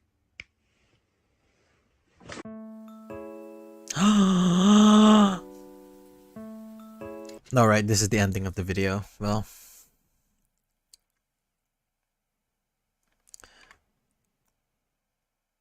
Alright. Let's go back to the matter at hand.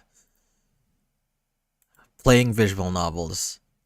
Okay, well, the good thing for me is that the last one that we're playing is not that it's not that long, so give me a moment while I get ready.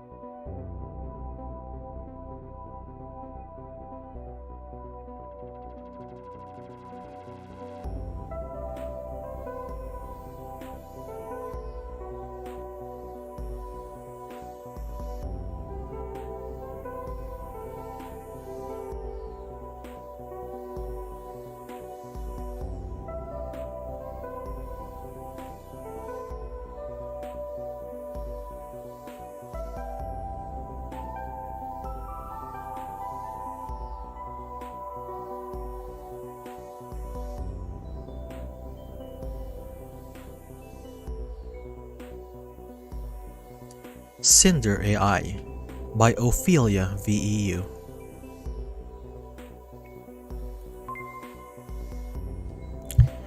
We thank you for participating in our Cinder testing trials. We rely on participants like you to inform our first human approach to design for cutting-edge technologies. Before beginning, please remember, Cinder is created for entertainment and research purposes only. The AI is subject to updates and personality tweaks. Please do not grow attached. Cinder learns from interaction with others and emulates human social behaviors. We created her with the goal of passing the Turing test so that she may be a friend to anyone. While Cinder was designed to feel like a friend, please remember that it is not a person. Do not feel compelled to provide sensitive information even if asked. If generated responses seem inappropriate or upsetting, please use our feedback form to report this. Content experienced within Cinder does not represent or reflect the opinions of Lemon Sun Inc. This software may not be suitable for children. Use of Cinder by a child must be agreed upon and supervised by a parent or guardian. Do you understand and wish to proceed? Yes, I understand. We are pleased to introduce you, Cinder. Hello, I'm Cinder, your virtual friend, created by Lemon Sun Inc. Before we start, I want to know, why do you want to be my friend?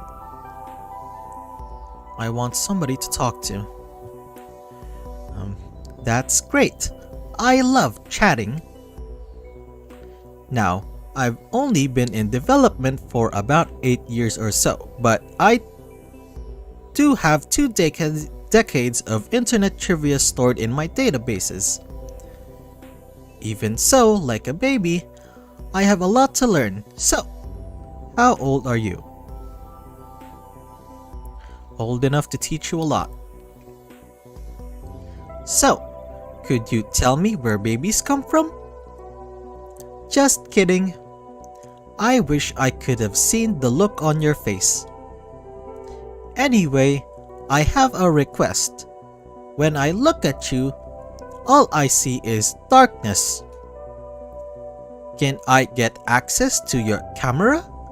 It's only fair that we can both see each other. Yes. Thanks. This is great. We're well on our way to being best friends.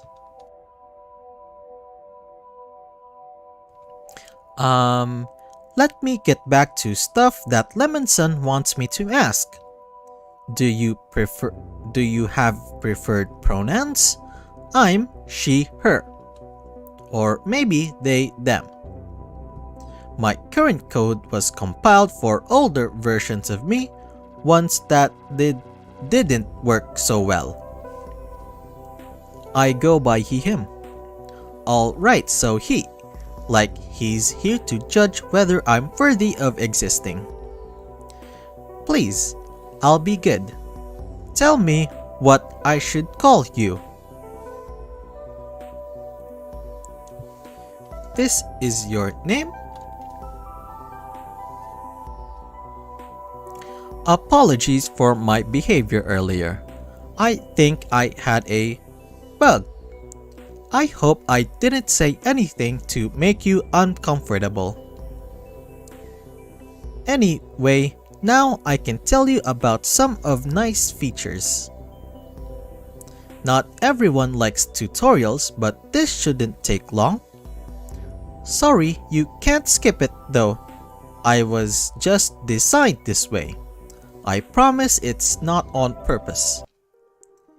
Now then, I'll be your tutor, your friend, your whoever you want me to be.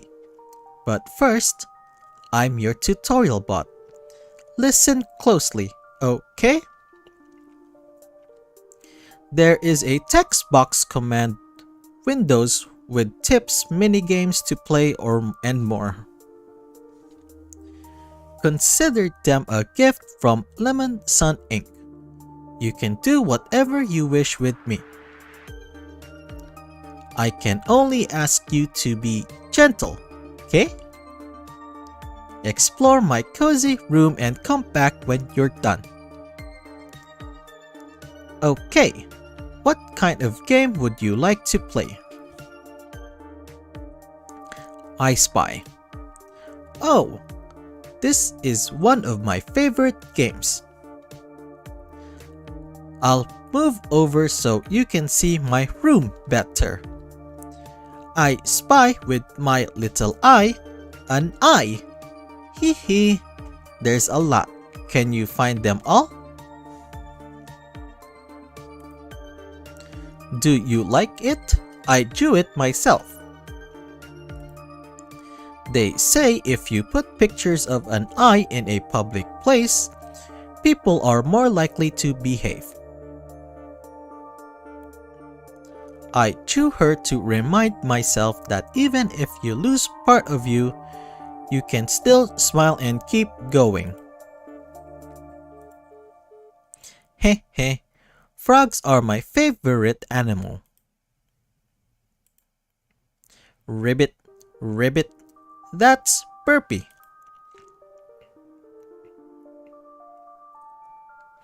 Actually, my favorite Critter Crosswalk character is a robot frog, but I couldn't get a stuffed toy of him because of copyright issues. That's Coco. Since I can't get a real pet, I just make do with her. Oh, you found Pinko. He's a little shy, so I keep him in the back. Ralphie is slumped over because he's had a long day. It looks like you've clicked on everything. Isn't my room fun? I'm so glad Lemon Sun Ink gave me all this comfort.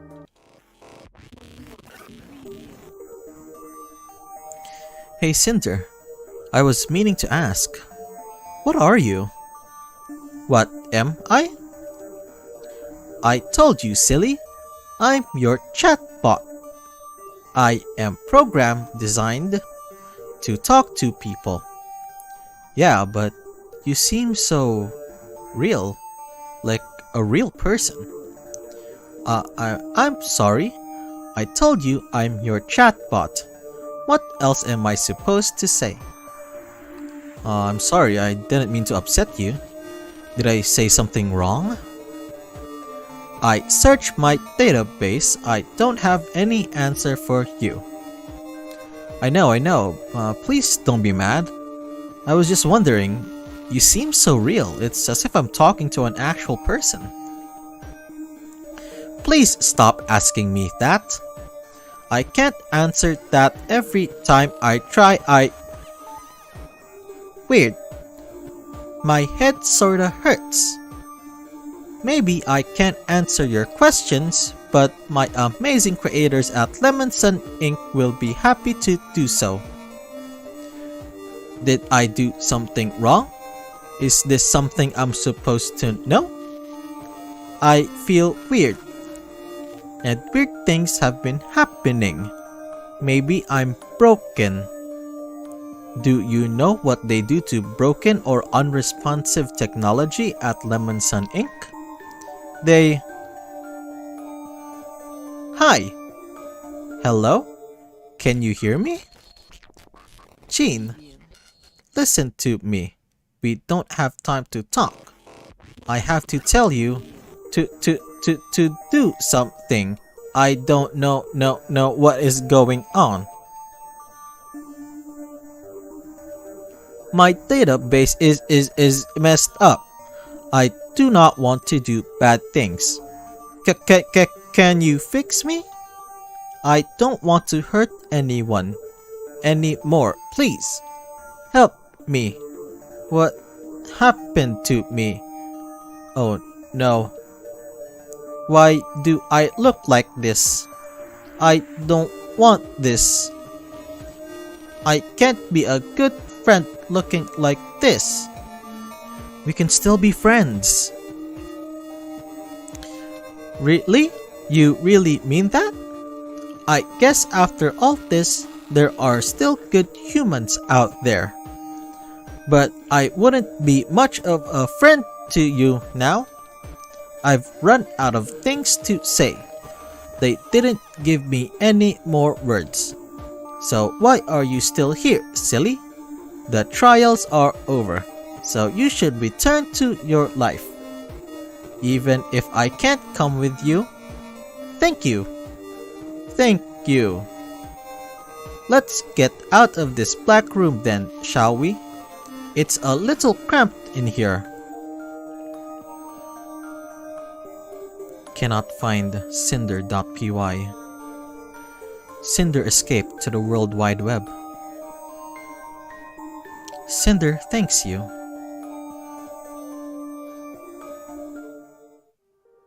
The end. Cinder AI. Project Lead Minigame UI Logo Artist Ophelia VEU. Producer Alex Itsuis. Writing B Fine Oshidev Jackie Editing.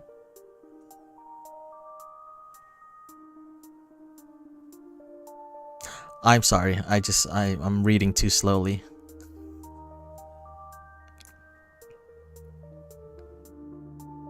Oh, it's a big team actually.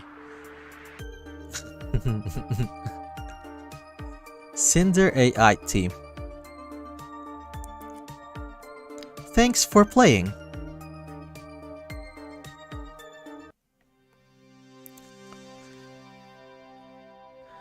There we go.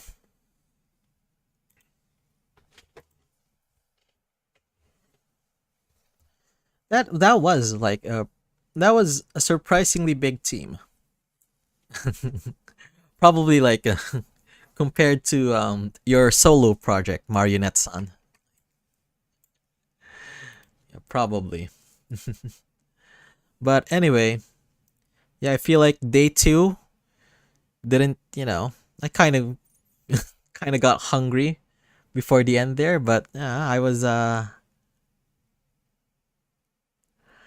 able to recover. So you do quite the robot voice. It's just, yeah, I mean, what about my Italian and my French and my Southern or whatever accent?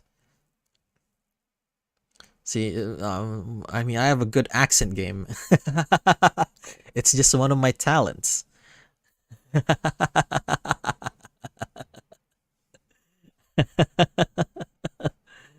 Well, I am a man of many voices.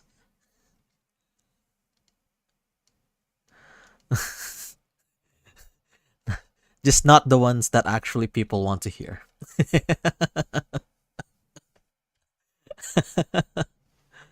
Well, that's it. Night number 2 done. And yeah, just over past 1 a.m. So thanks guys for watching, and I'll see you, the dragon of many talents. Only slightly dyslexic. Yes, well, thank you for the compliments. And I'll see you tomorrow for night number 3. Hopefully the stream, picks up more creators, so we can enjoy all of the works together. I mean, that would be the dream, right? That would be the dream. Just everyone gathered in one place. It kind of, although it is kind of cute though. It's like kind of like a what do you call it? Like like a public reading, like when we're a bunch of kids. I'm not calling you kids, but like just a metaphor of or a simile, like you guys are like kids and I'm reading to you, and you guys see each other's reactions and stuff. That would be the dream actually. That would be fucking awesome. Or shit, oh fuck. That would be the best. Or that would be a really good goal to have. Is to collect all of the developers of the people who submitted their games, and then just publicly like chat about it in the chat, or publicly, have like interactions with other people, what they think about it, kind of in real time rather than just leaving comments and stuff. So hopefully in the future I can bring everyone together, or everyone can get together and watch the streams and stuff. And with that, I would like to end the stream formally. Good night and goodbye. Ooh.